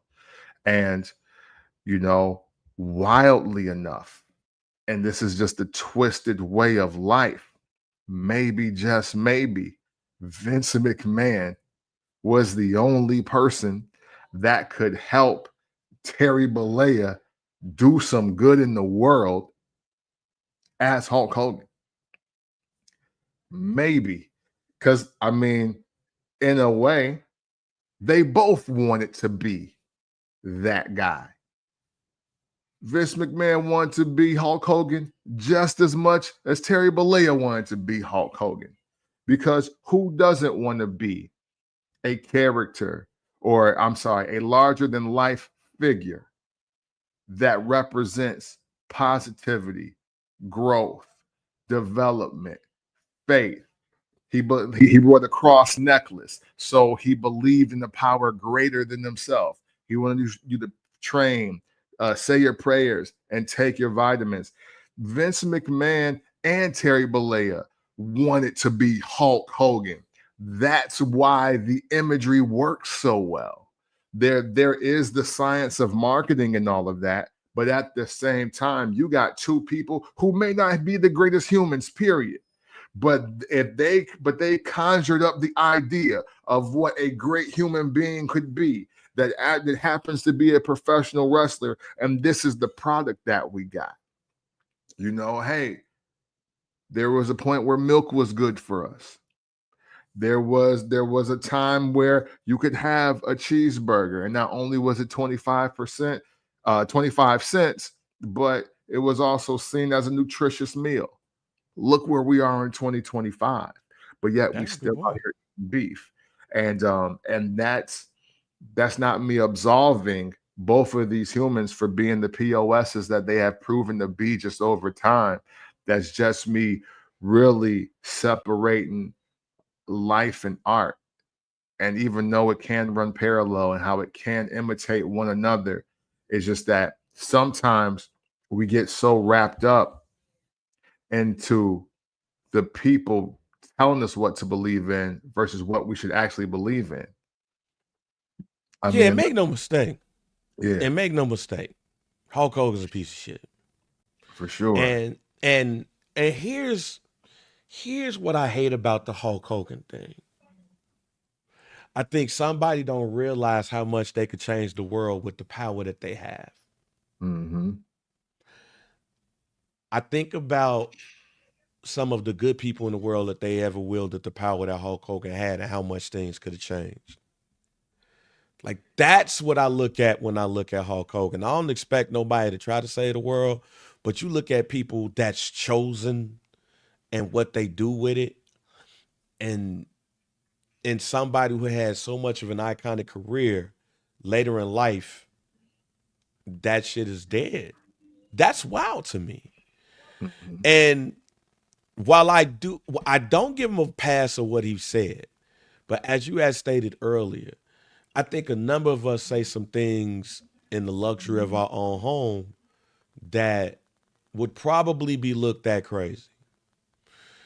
And the fact that somebody taped it just enough, sent that out just enough to kill this man's career, or tried to kill it, is wild.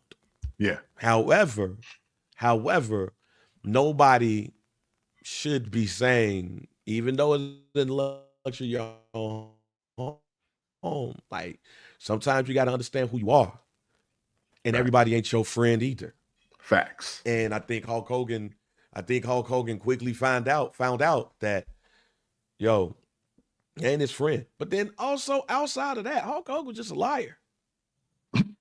There's that. When you start seeing, there's the other thing too. Like, Terry's a fucking liar. Yeah, as a black man, I could be like, oh, he said some racist shit. He was a racist and boom, boom, boom. And this might sound bad, but I wasn't surprised at what Hulk Hogan said like you wasn't, Kent. Because when it comes to interracial relationships, I think that's a conversation that's had. Bro. I'm sorry, white people. White people, I'm sorry.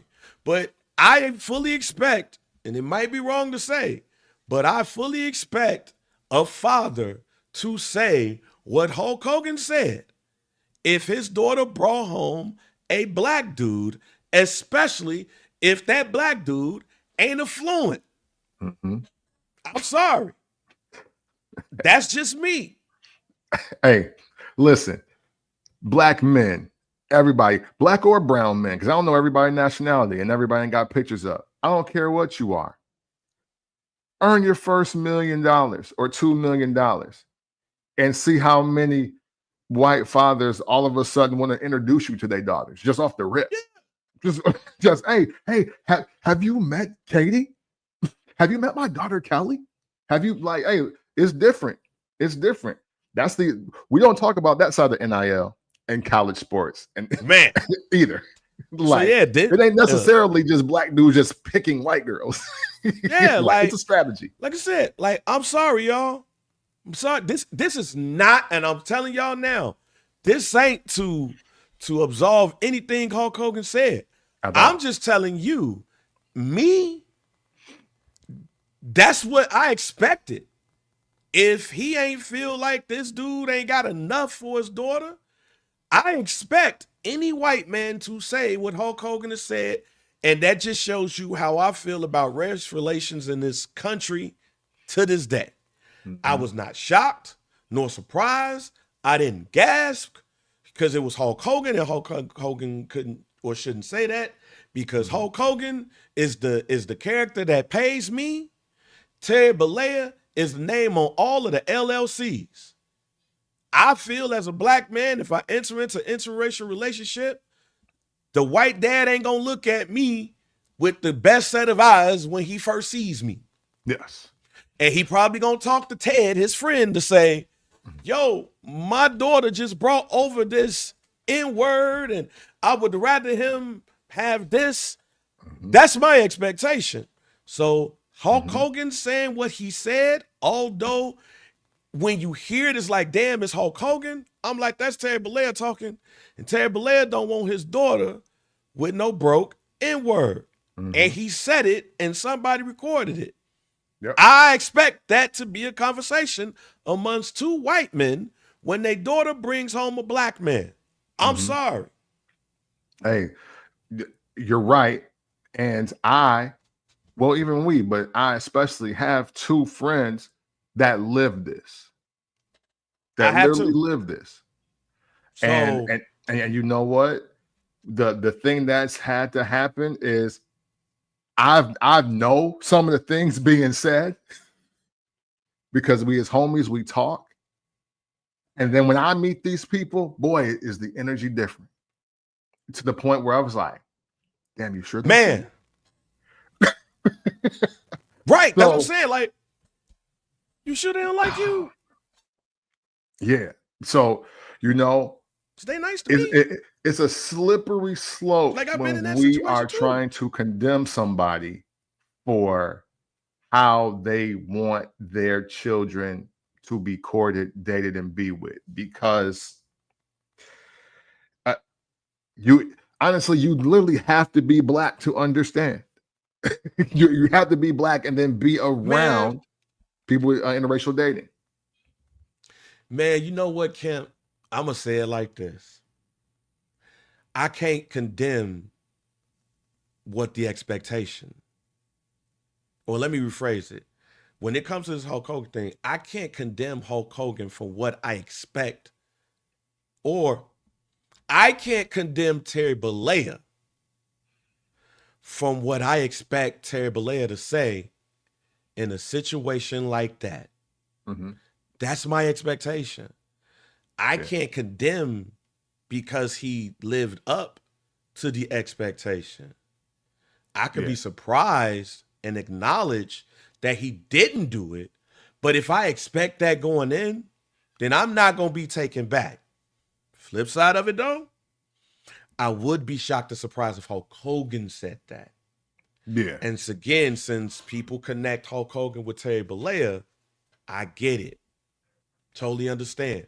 I just can't condemn what the expectation is because in most of those situations, that's what I expect another father to say to their friend when they're having a conversation about somebody that they brought over that they don't think fit for their daughter, and they just so happen to be black.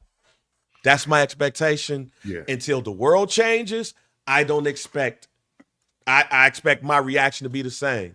Don't fall in love with the messenger. Don't fall in love with fall in love with the character. Don't fall in love with the person playing it. On the flip side, though, that man turned out to be a liar, a cheat, and a whole bunch of other things. Mm-hmm. That, I believe, is more haunting than the racial stuff for me. Yeah. Because that was the expectation when it comes to those type of relationships. And a dad might not be right, but it's the expectation. And that tells me a lot about how I think about race relations in this country. Mm-hmm. Because I don't think of anything less. And very rarely I'm going to see a situation where it's going to be open arms and then the door closes and be like, yo, I like Jamal. Sorry, y'all. It's going to be very rare that I see a situation like that and then off jump, they like Jamal. Yeah, exactly. Hey, listen, look, we were born in the 80s, 1981, 1982. In my travels in my lifetime and just me being a grown-ass man now, I expect people to be mildly prejudiced at worst. I mean, at best. At best, you're mildly prejudiced. At worst, you're a raging racist. So for me, I'm not taken aback by some of the things that people say and how they implement them because, wildly enough, I expect it. The other reason why I expect it, because I have a daughter who will be 15 this year, and she's already come to me about her just mild travels through life and how she's already experienced prejudice and racism. So why do I not expect a man that was a boomer, that was born in the 50s or that lived through the 60s and 70s and 80s, not to have some of those views? I'm sorry, white people. And I'm not saying that you have to be racist today because everybody can change their mind about being a racist. You can't change your mind about being black or white or whatever race you are. Look, the world has even fixed it so you can even change your gender. Because I was going to be like, there was a time I could be like, you can only be a man or a woman. That's also wrong now. However, you can change if you want to be racist or not. You can change if you want to be prejudiced or not. And sorry, white humans of every country around the world, but I do expect y'all to be at least mildly prejudiced towards black people. I expect it. So I don't get all up in arms and I don't go crazy. And I'm not here so quickly to react to every fucking racist thing that white people say. It's just not in my makeup. Because if I did that, I'd have a stroke. I'd have a heart attack. And by the end of this year, if I reacted to every prejudice or racist thing that white people said, that it ain't even saying it to me. That's the other part. Y'all want us to be so angry. We don't even know the dude he talking about. We know him and his daughter. I didn't even take time to Google the guys that she could have been talking about, because that don't concern me. It just doesn't.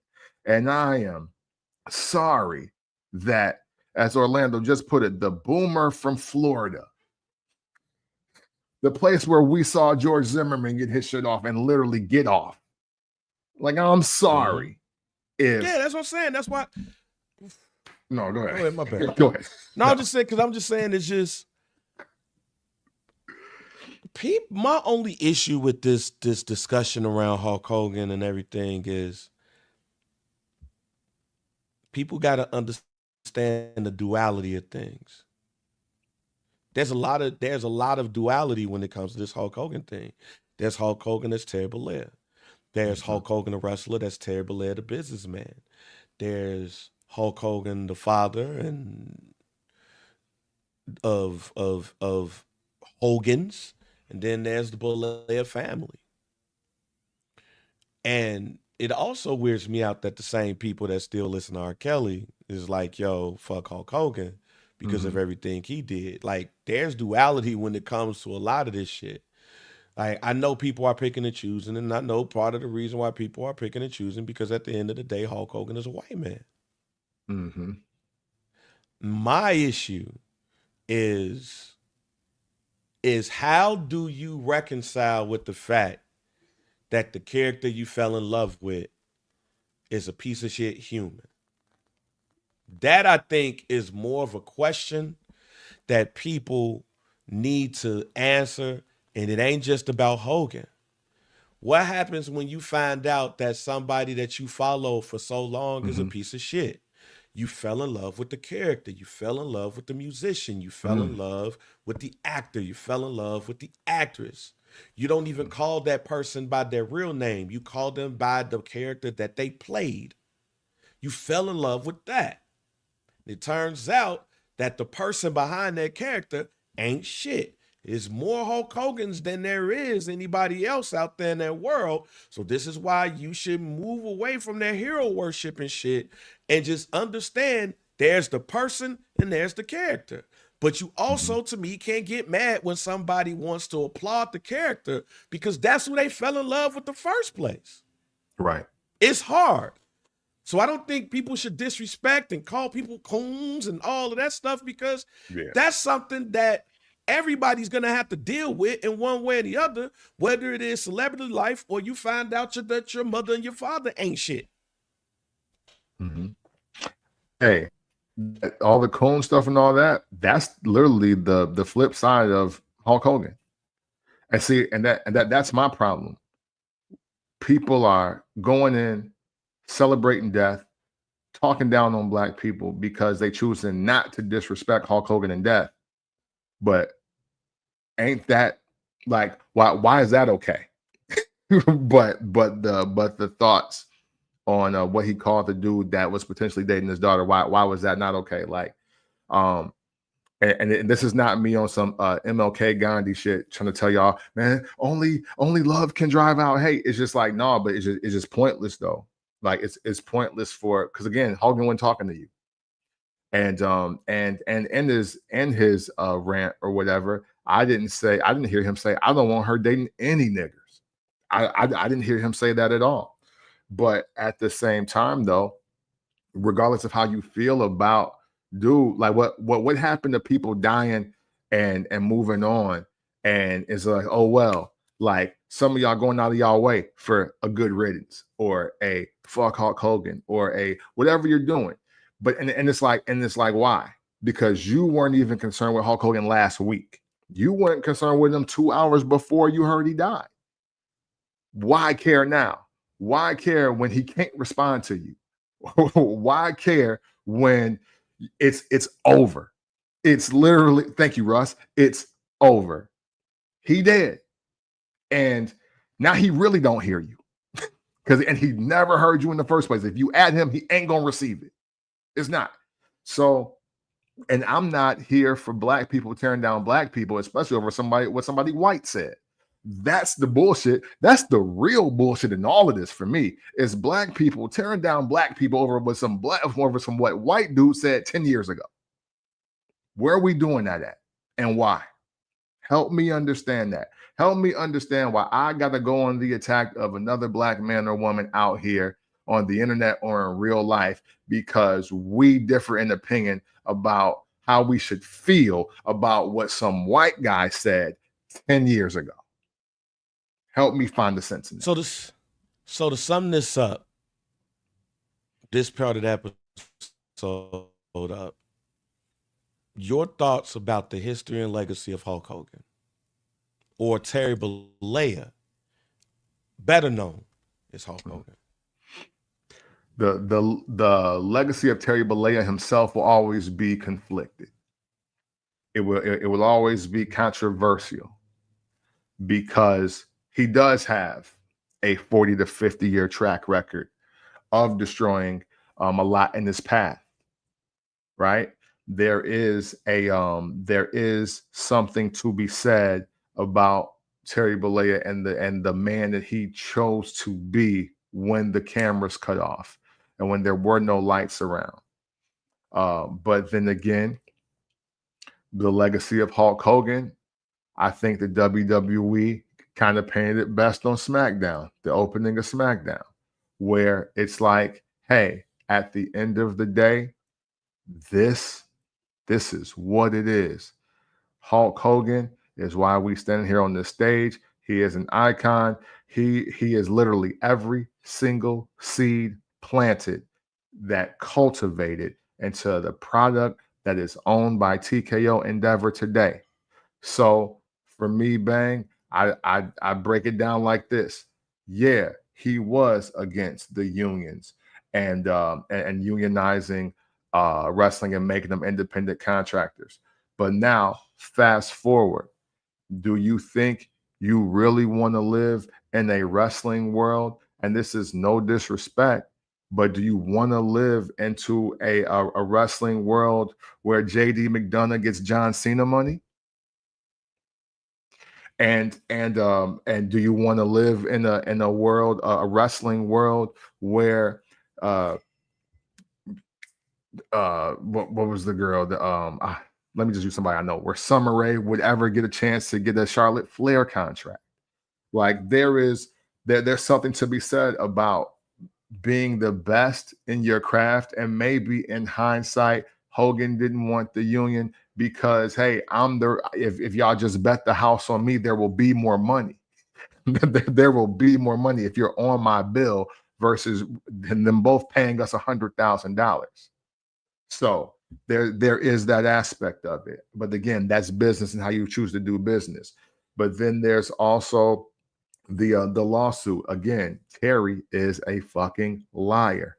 And even the original person y'all wanted on the cross, Vince McMahon, was telling him, hey, look, when you go in Arsenio Hall, dude, just tell the truth. There's really no law that says you can't take steroids. Just tell the truth. And Hogan went on Arsenio Hall and fucking lied. But you know where else he lied? He lied when he was protecting Vince McMahon in court. So there's that. And then and of course, again, the thing with his daughter and Brooke Hogan and the guy and the racism, the racially charged rant. Yeah, you shouldn't have to speak about somebody like that in general. And I know matters of the heart and matters with children, they hold different weight. Yes, he could have used better language. Yes, he could have been more diplomatic in his approach. But again, I'll harken back to what I said earlier. I want to know who else was in that room, because y'all all talk like that all the time anyway. And you let that leak and you were quiet. But at the same time, unfortunately, because I have friends that are in interracial relationships and I've heard things that sound worse than this in some cases.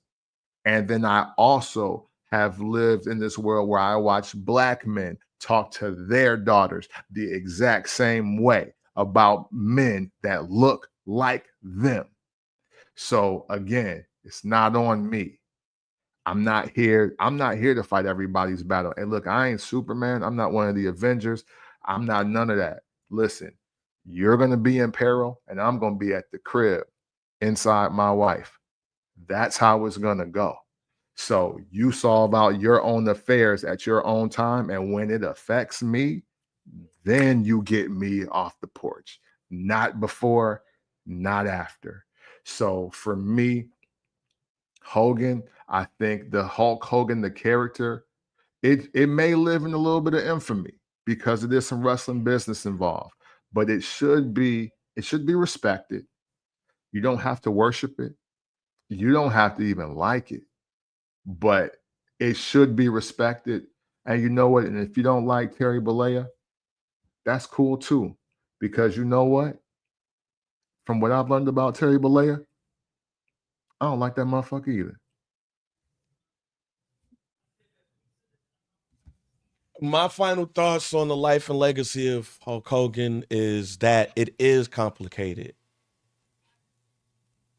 And the more you don't deny that it's complicated, the easier it makes things. And it's difficult as hell. Terry Bollea ain't shit. But we don't know Terry Bollea. We know Hulk Hogan. We know Terry through Hulk Hogan, but we don't know Terry. His friends do, his family do. Terry Bollea got baptized a couple of months ago, and he reportedly gave his life over to Christ. Mm-hmm. So if you read the Bible and you celebrate the Bible, you know that when that happens, your sins are forgiven. And as long as you repent, your sins are forgiven. So that apology that he gave backstage, apparently, the black wrestlers, that wasn't really an apology. I can understand them still feeling the way. Mm-hmm. Hulk Hogan has never publicly came out and apologized for the things he said on that audio either. So I can understand why others could be mad too, even though you gave your life over to Christ. But even though I said that there's a difference between Terry Bollea and Hulk Hogan, here's why I understand every person who gets mad at somebody celebrating Hulk Hogan. Mm-hmm. Here's why I'm not even mad at it. Because when the cameras was off, you didn't see the name Terry Bollea. See, when Lethal Weapon goes off, Riggs goes off, Mel Gibson is still there.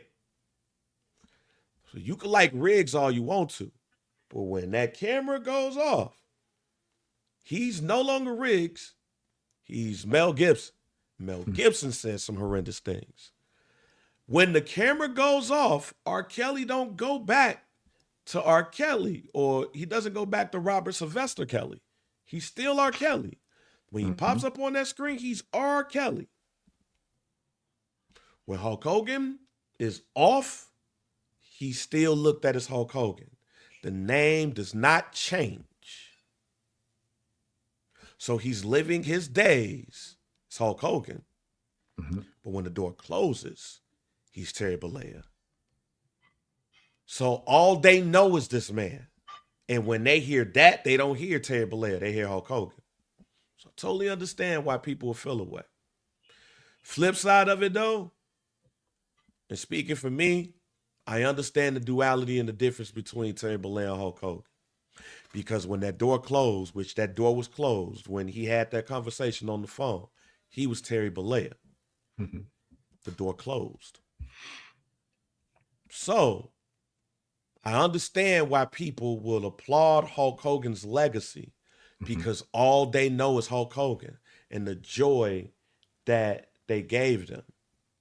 But I also can understand how people feel because they finally saw Terry Bollea because the door was open for them. Mm-hmm. So I get it. And there is confliction, there is duality, because you was only privy to the man outside of who you know because somebody cracked it open. That's it. Mm-hmm. So because of the legacy of the man that gave you WrestleMania 3, the slam of Andre the Giant, the Mega Powers Collide, Ultimate Warrior, Sergeant Slaughter, Sid Justice, Ric Flair battles, Vader battles. You go to bat for that man because you've never seen Terry Bollea or you refuse to even care about it. Mm-hmm. The legacy is unmatched. Mm-hmm. He's the greatest figure in professional wrestling history. There's no way to understate that. This podcast would not even be happening if Hulk Hogan does not do what he do. The WWE, AEW, TNA is not here without that man. But that's Hulk Hogan. Yeah. Terry Bollea is a piece of shit. unless otherwise told differently on how he changed. Mhm. But that will not matter to some because we didn't hear it from him because he refused to be Terry Bollea. He refused to keep it Hulk Hogan. And that's why people are upset. Because Terry Bollea, the man, never apologized for what he's done to others. He always kept it as I'm Hulk Hogan. Mhm. And that's why Hulk Hogan's legacy is tainted. Mhm. Because Hulk Hogan was infiltrated by a man who never was able to properly walk in his own 2 feet. Mhm. As simple as that. We can watch Hulk Hogan matches all day long, but because Terry Bollea refused to do the right thing, we look at Hulk Hogan differently. Yeah. And I'm not mad at anybody that does, because Terry Bollea would not apologize for the things that he did because he'd rather be Hulk Hogan. Mhm. It is simple as that. Bars. Nothing. With that being said, man, 2 That was hours fire. into this podcast. Hey, yeah. Wait, no, wait, hold Simple on, as wait, that. no. Oh, okay, No. my bad. Go ahead. Give us 3 seconds because that was fire. Hold on. Give us 3 seconds. That was fire.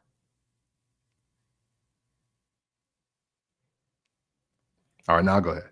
All right. So we are Clip 2.5. that, nigga. Hey, Clip yeah, that, I'll nigga. clip that. I'll clip that. No, I mean, it's real. Like, people got to understand that. Yeah. The people that are mad at people that are mad at the fact that they're condemning Hulk Hogan.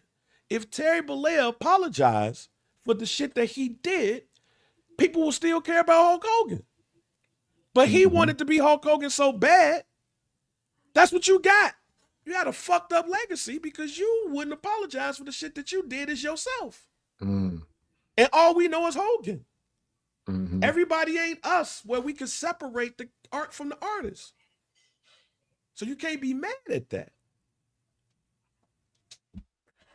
But don't call nobody a coon because that's it. That's only, don't call nobody no coon though. Don't call nobody no coon because they fuck with Hogan. Because you got to see that person. You ain't gonna see Hulk Hogan. You gotta see that person. And now that person gotta be like, yo, you called me a coon on social media. Now we gotta talk. Oh man, that's just for social media. Well, that's kind of the same shit that your man's is dealing with too. You gotta apologize for the shit that you said and you did. Yeah. Now, for everybody that said what's gonna happen with Vince McMahon, it is already happening. It is already happening. He lost the cup. See, this might be another bar before we get to SummerSlam. For sure. At the end of the day, though, Hulk Hogan was still Hulk Hogan.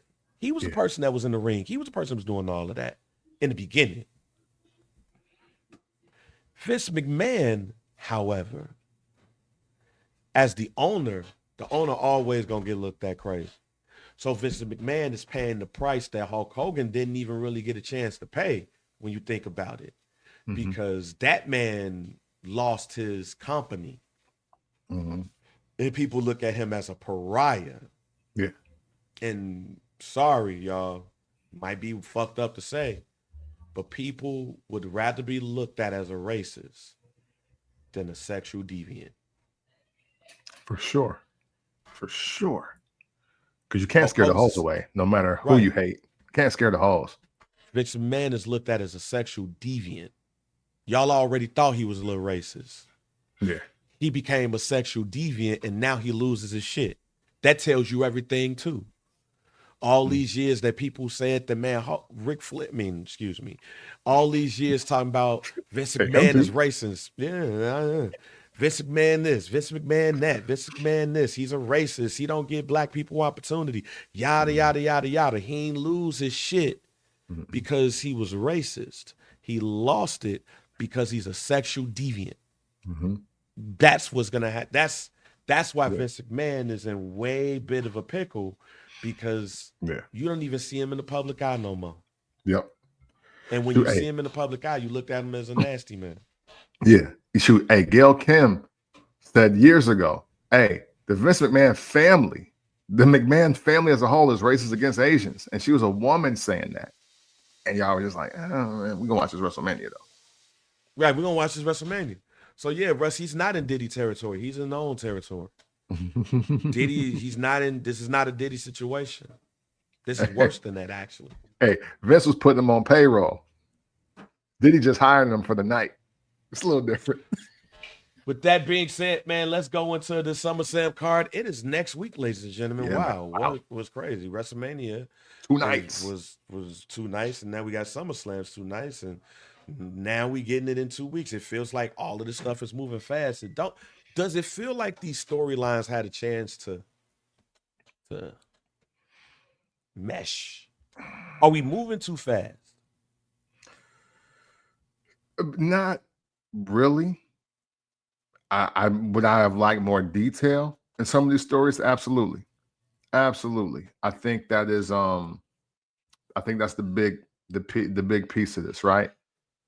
But then I think there's also, in the world of superstars versus attractions, I just think that maybe we're trying to tell too many stories.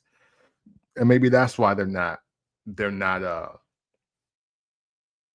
resonating and sticking so much. Okay. I think that could be more of the reason than maybe it just not being enough time to build. There's just so many stories being told, and I don't think everybody need a story. Much like, hey, look, man, Rap Caviar has like 100 songs on the playlist, but you only listen to like 12, 15. You know what I mean? Yo. Yeah. Who is Sunita? Yeah. Wild. Oh wow! That's had the nerve to be racist when most of his fan base look like us because of most of my white friends here. Because of really, and that's the base. Interesting. Shouts out to you, Albert. Let's go into these matches and our predictions. Let's start with day one. What day one is supposed to look like. Well, no, let's go with a match that was announced on a Friday. I don't know if it's going to be on a specific day, but we finally get our boys, the Street Profits, on the main roster pay-per-view type. Yeah, we finally get them on the pay-per-view instead of on SummerSlam Friday.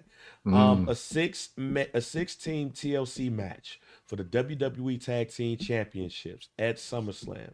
The Wyatt Six will be defending against Andrade and Ray Phoenix, DIY, Fraxum, the Motor City Machine Guns, and the Street Profits. 6-man TLC. Thoughts and prediction? Thoughts are, I think they're trying to get rid of the tag team division again. But I'm low key. I want to lean on the Street Profits getting the belts back. But as I look at this roster, or as I look at this match, honestly, man, I'm going to go Andrade and Ray Phoenix. I'm going to go Andrade and Ray Phoenix to win this match. Yeah. I'm excited to see this match because when they did this shit, the SmackDown, before I think it was Mania, this shit was lit. And the Street Profits, and I think it was the Street Profits, and I forgot who, but it was a great match. I too am gonna go with Andrade and Ray Phoenix winning this match, though. It just feels like they're gonna give them a little bit of a push. So I'm leaning towards the Andrade and Ray Phoenix of winning this belt. Let's go to now night one. Let's start with Karrion Kross versus Sami Zayn in a old-fashioned grudge match. Who do you have winning this match? My bad. I'm sorry. Go ahead. One more time on that match again. I'm sorry. Oh, Sami Zayn versus Karrion Kross in this old school rubber match. Match. Come on. Come on, hey, look, man. No, Michael Cole already put us on. Sami Zayn. I think now I will say this though, because this is America and maybe the energy will be different.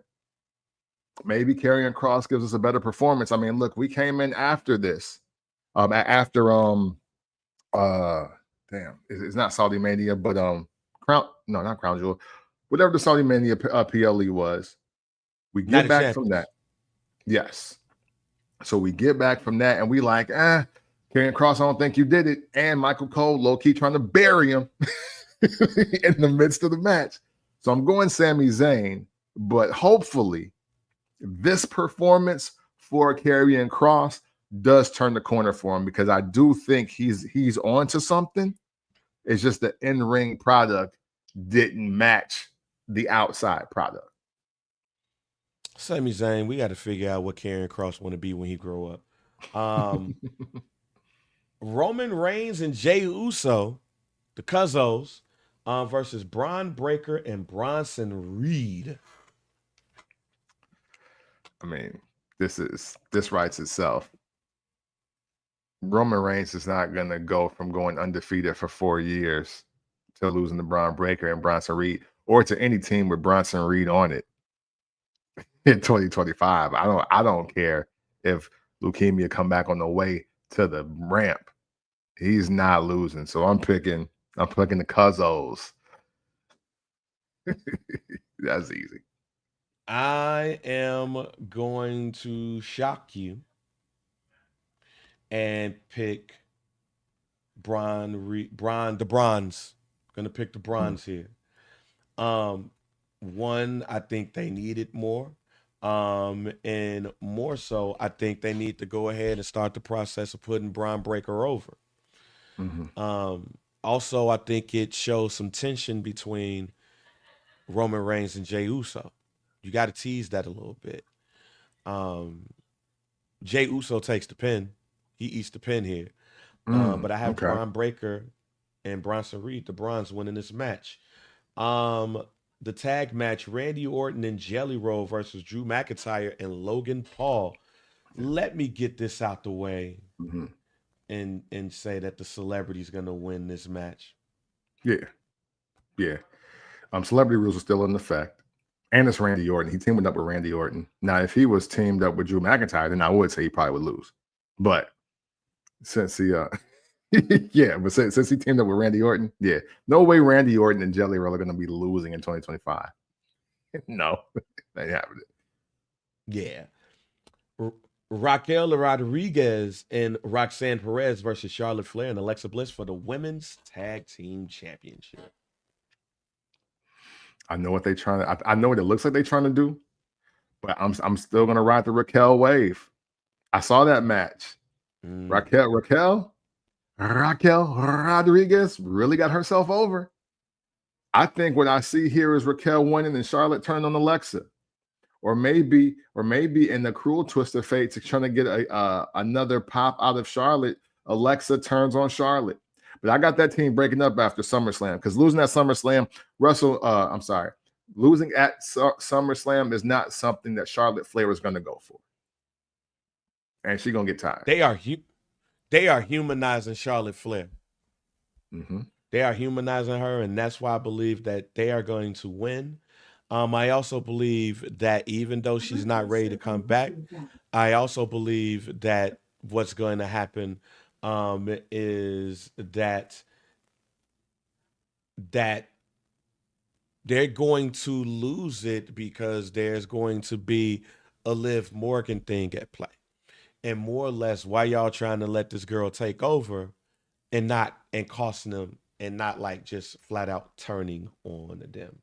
Women's Championship, Tiffany Stratton versus Jade Cargill. I don't like this matchup at all because I don't want to see Jade Cargill and Tiffany Stratton in a title match on this event. But it's Jade Cargill's time.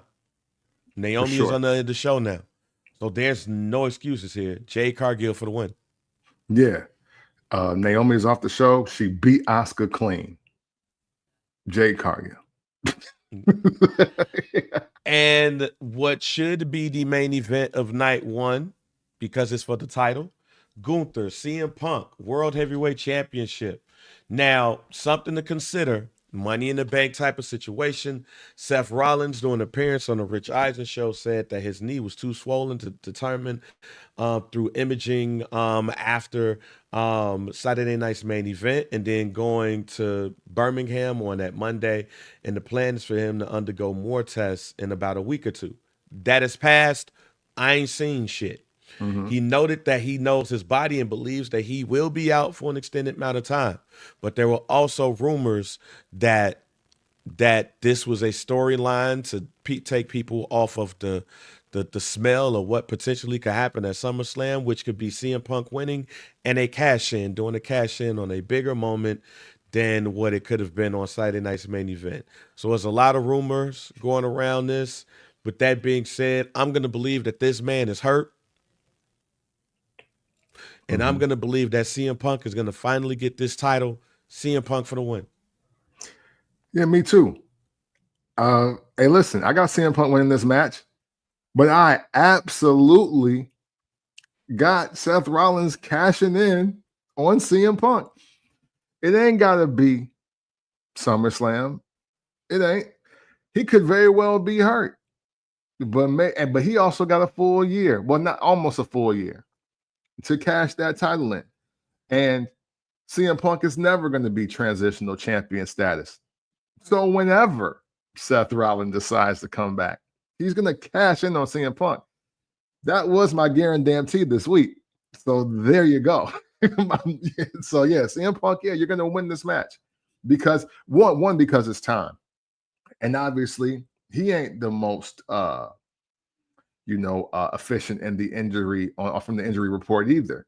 So I think this might be the window, the summer of Punk. This could be the last world title run that he gets where he's at decent health or better. So that's the other reason why I'm picking him for this match. But then also because he's absolutely getting cashed in on. Now the only thing that's wild to me is that Bronson Reed has been carrying around the briefcase, and it's with Heyman and Braun Breaker. That's the only glitch in the matrix for me. But I do got CM Punk winning this match. All right, let's head into the matches slated for potentially for night 2. Let's start with the Women's Intercontinental Championship.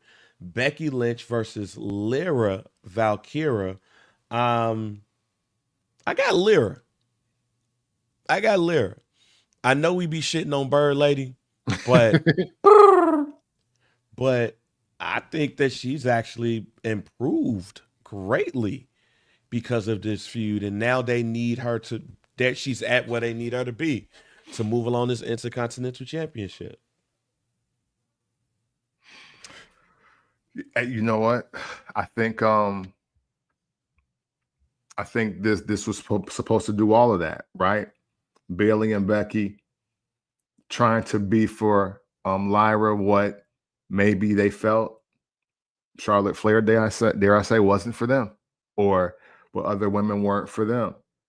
So I do look at this match, and I mean, to be real, there's no reason for Lyra to not win it because Becky Lynch as the Intercontinental Champion, unfortunately, it don't mean nothing. So I'm actually going to go Lyra here as well. Okay.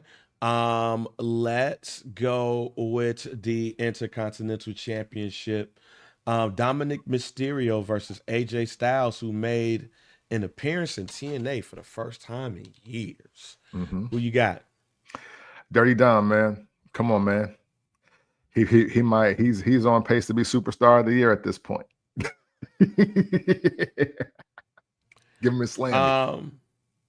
Yeah, I got Dominic Mysterio in this too, and his biggest win since becoming the Intercontinental Champion, because I believe that AJ Styles is destined to hold the TNA World Championship one more time, and I believe that Trick Williams versus AJ Styles is more likely to happen this year, and reportedly is a on the low retirement joint as well, because reportedly he signed for one more year, and then that's it. So we'll see, but it seems like an on the low retirement tour for AJ Styles, so we're gonna get a lot of stuff out the way. I also believe that the reason why Dom is gonna win is not necessarily by pin, but Dom is really making them other Mexican wrestlers pissed off, and there's going to be a disqualification that he wins in, and not necessarily a pin. Don't see him pinning AJ Styles, but I might be wrong here. United States Championship in a steel cage. Yes. Solo Jacob Fatu. Man, I did not expect this match to go in this direction. Yeah. But a steel cage. Thoughts and who you got? Man, two Samoans in the steel cage. I think we're in for an epic night. let's just start there. But I absolutely got Solo Sikoa still winning this match. Because again, I don't think the US title does Jacob Fatu any favors. And that's not to say that he's not worthy of being the US champ. It's not saying that he's not championship material, but just something about Jacob Fatu with the US title, it just don't hit for me. So I'm going to go Solo to win this match. Even if he got, the Belly 3 gang behind him, it is what it is. You know what I mean? Got the Tubi movie all-star villains, whatever they call themselves. Let them do that. But I got Solo winning this match and retaining the belt. Man, I'm gonna go with Jacob Fatu. I think they're not gonna push the button on him yet. But in the cage match, you know what? Nah, I'm gonna change it to Solo. I believe you're gonna see Spot of the Night here. Okay. You're gonna see a splash off the top rope, like a moonsault. This is moonsault off of the top rope area for Jacob Fatu. Wait, you mean moonsault off the cage? Yeah, excuse me, off the cage. My bad. This is moonsault off the cage territory for Jacob Fatu, and Solo. This is match of the night possibility here. This match is, if all of the rumors are true, which I ain't gonna lie, I don't believe that the WWE is gonna put Jacob Fatu in a huge position because of his past. Sorry, y'all. That's the only reason why. With that being said, nah, man, I think this is match of the weekend. And I think this is Jacob Fatu's time to shine, and it puts the United States title in the prime spot. But Solo is going to win because it's going to put the title in the prime spot, and maybe we do see Jacob Fatu start to put himself in the main card position. Okay. But Solo with the win. Jacob Fatu, though, having that Jimmy Snuka moment. Let's go with the women's title, triple threat, Naomi, Rhea Ripley, and Io Sky. Who you got? Come on now, Black Champ surviving all summer long. You dig what I'm saying? Obviously picking Naomi. Always love picking Naomi for every PLE. This will be no different. So yeah. However, though, I do think also this does lead to the Rhea Ripley confirmed heel turn, though. I absolutely believe that. I have Naomi winning this after Rhea Ripley hits Io with the finisher and Naomi coming in and pushing her out. And then from there, I do feel like Rhea Ripley is going to snap. So I have Naomi winning here. And the main event for the weekend, John Cena, Cody Rhodes. Who wins? Do we see a double turn? Where are we going here? I'm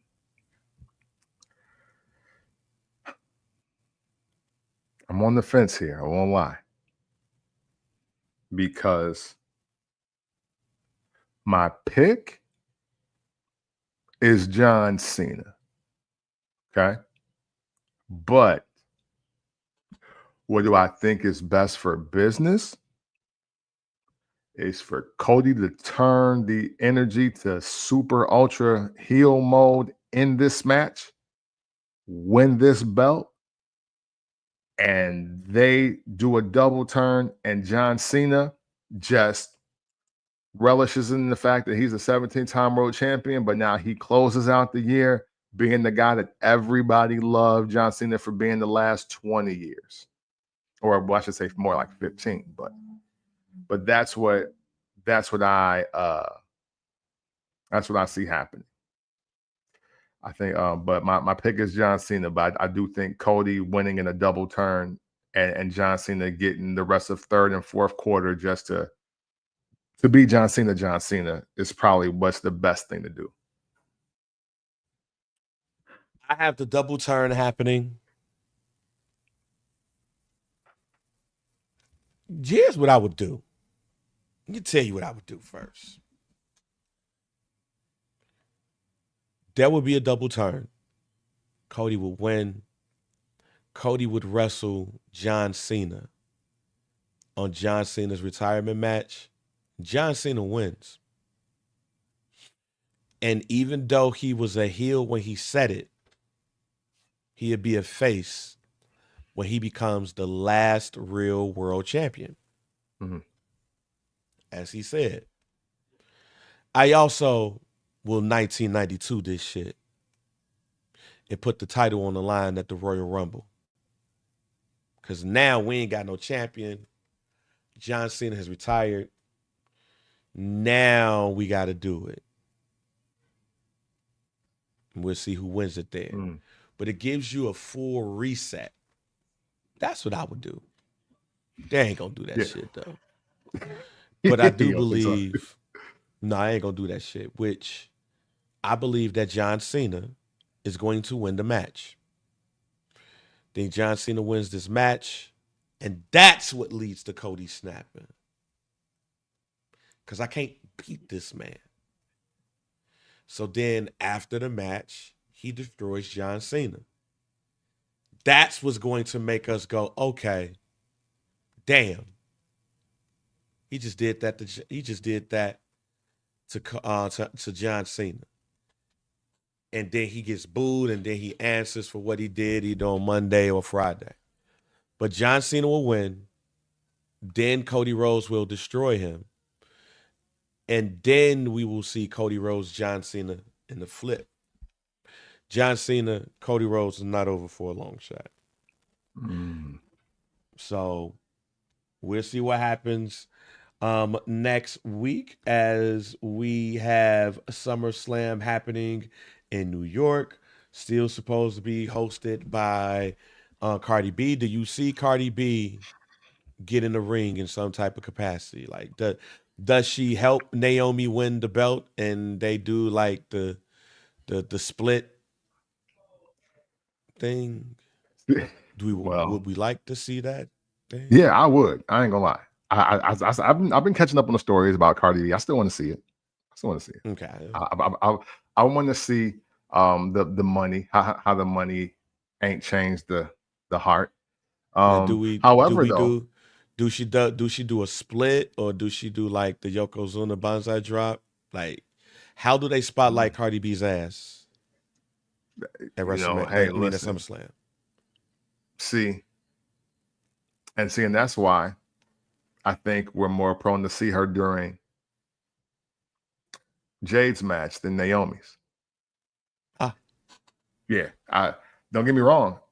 Wheel out Cardi and have all the cheeks that we can out at one time during the Naomi show, because Rhea ain't slacking either. You know what I'm saying? But she's not lacking it at all. But I do say, because this is more AEW-ish, right? This is kind of Jade's wheelhouse. Hey, bring out the hot rap chick or the legendary rap chick, and she come out with Jade Cargill or the interactions with Jade Cargill. So I do kind of see it leaning more that way. And I think, not for nothing, you need a little more energy, a little more pomp and circumstance around Tiffany versus Jade than you need around anything Naomi is doing, especially with Rhea Ripley and Io Sky are the other dance partners in there. So I think that where one situation might be overload, I think the other situation creates for a really good moment. So your thought is that Cardi B will cost Tiffany Stratton the world title? Costing her?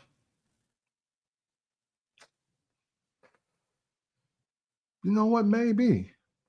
maybe, but see, the thing is, I think, dare I say, and because my opinion don't matter this greatly, I think face Jade is really winning right now. Mm.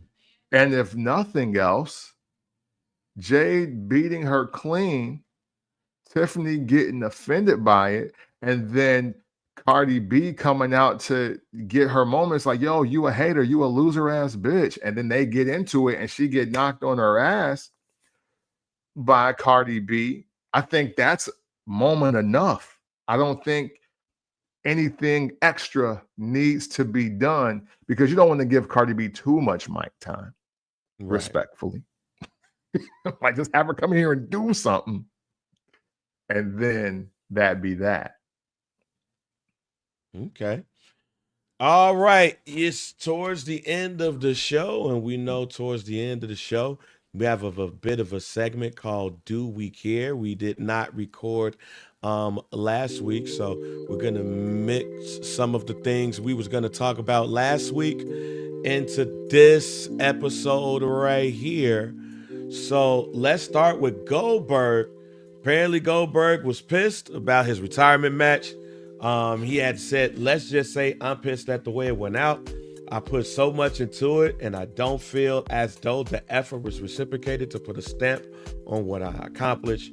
Goldberg was reportedly offered a legitimate title of retirement, run by AEW, but he eventually signed this to do this with the WWE. Your thoughts on Goldberg's words about his retirement match, because we weren't able to talk about it last week. So what? And Goldberg, you are not The Undertaker. You're not Bret Hart. And you know this. You're not Triple H. You're not Shawn Michaels. You're not Steve Austin. You're not John Cena. You're not Hulk Hogan. So what? You got way more time than I think you actually needed. You just don't know what to do with your time because you weren't the greatest wrestler. Who you thought you was, Kobe? That's what I think about the Goldberg thing. Like, who you thought you was? Like, the crazy thing is he was complaining about NBC cutting off his speech, but over 10 million people had saw it on YouTube. They saw your speech, fam. Who you thought you was, Kobe? You thought you was going to get some long ass joint? Nah, fam. Bye. Thank you. God bless. Good night. You're not a WWE creation.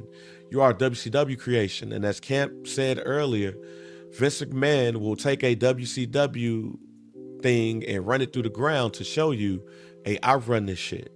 Yeah. So you lucky if Vince was here, you wouldn't have got this shit. Yeah, at all.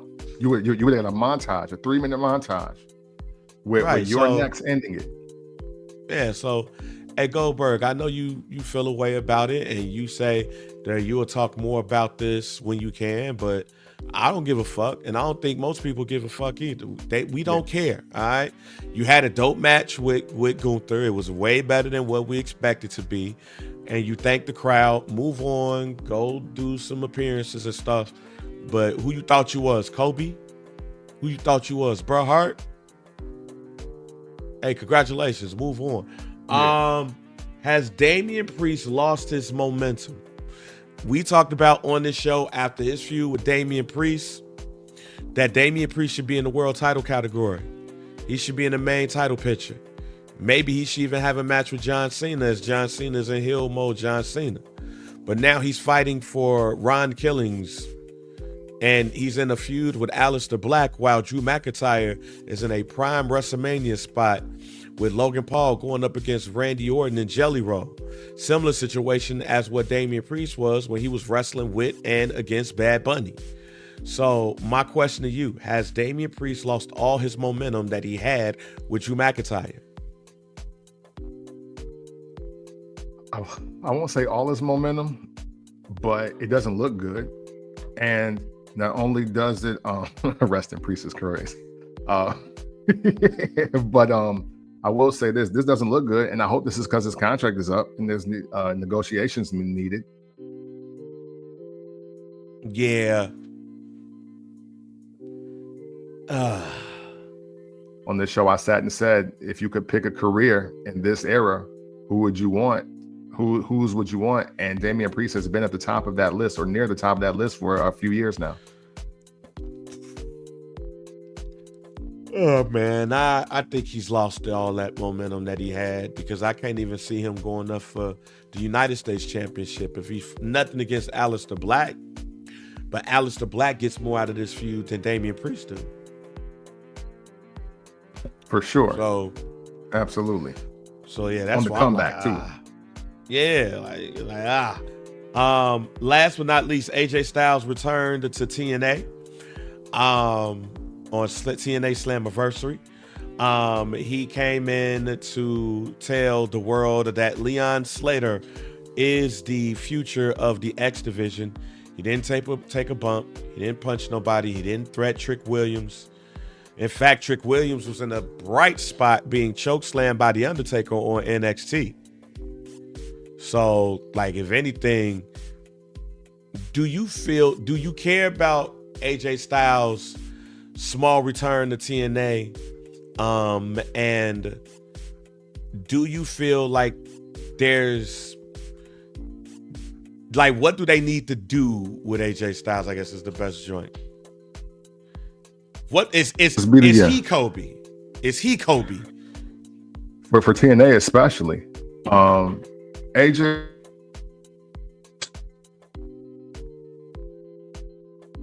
I mean, he's already in his mid to late 40s now. Obviously still has a knowledge, so it's not that he's totally useless.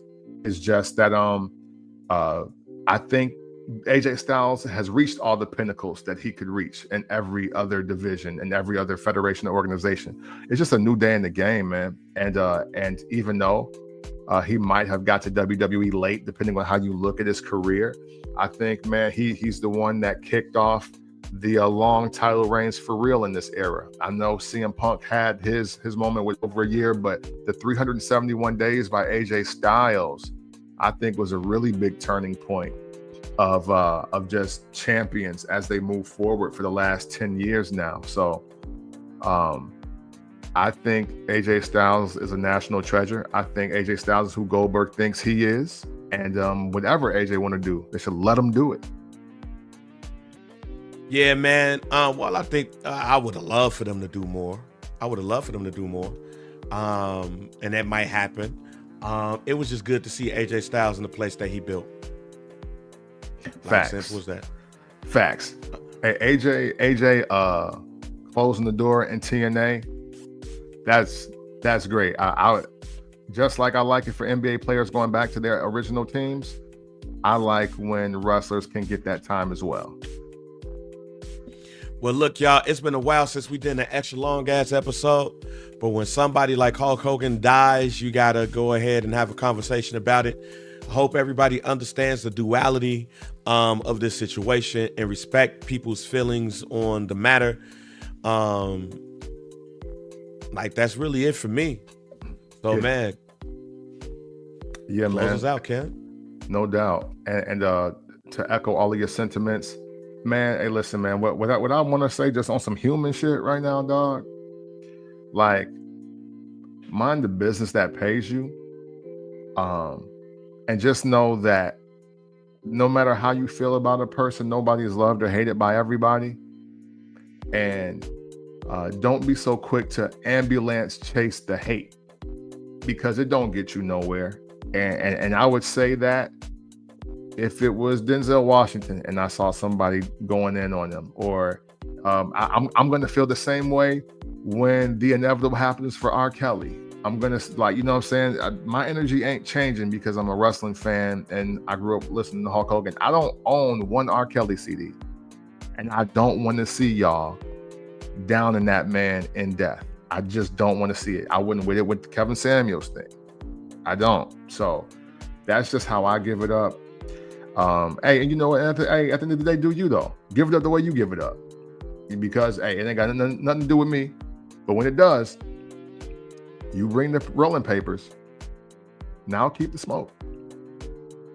But we thank y'all. Yeah. We thank y'all for checking out this episode of the First Black Champ Podcast. We went extra long.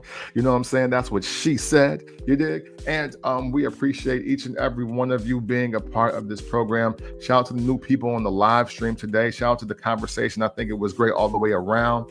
A lot of great insight, a lot of great information, a lot of great conversation amongst real wrestling fans. And that's what we are here to do. So, man, we appreciate y'all. Keep it up, because you are what make the FBC POD community what it is every single day. And always know that if you ever want to talk about wrestling in an unconventional way, you do so by checking out the First Black Champ Podcast. And we do not love Johnny Wrestling, brother.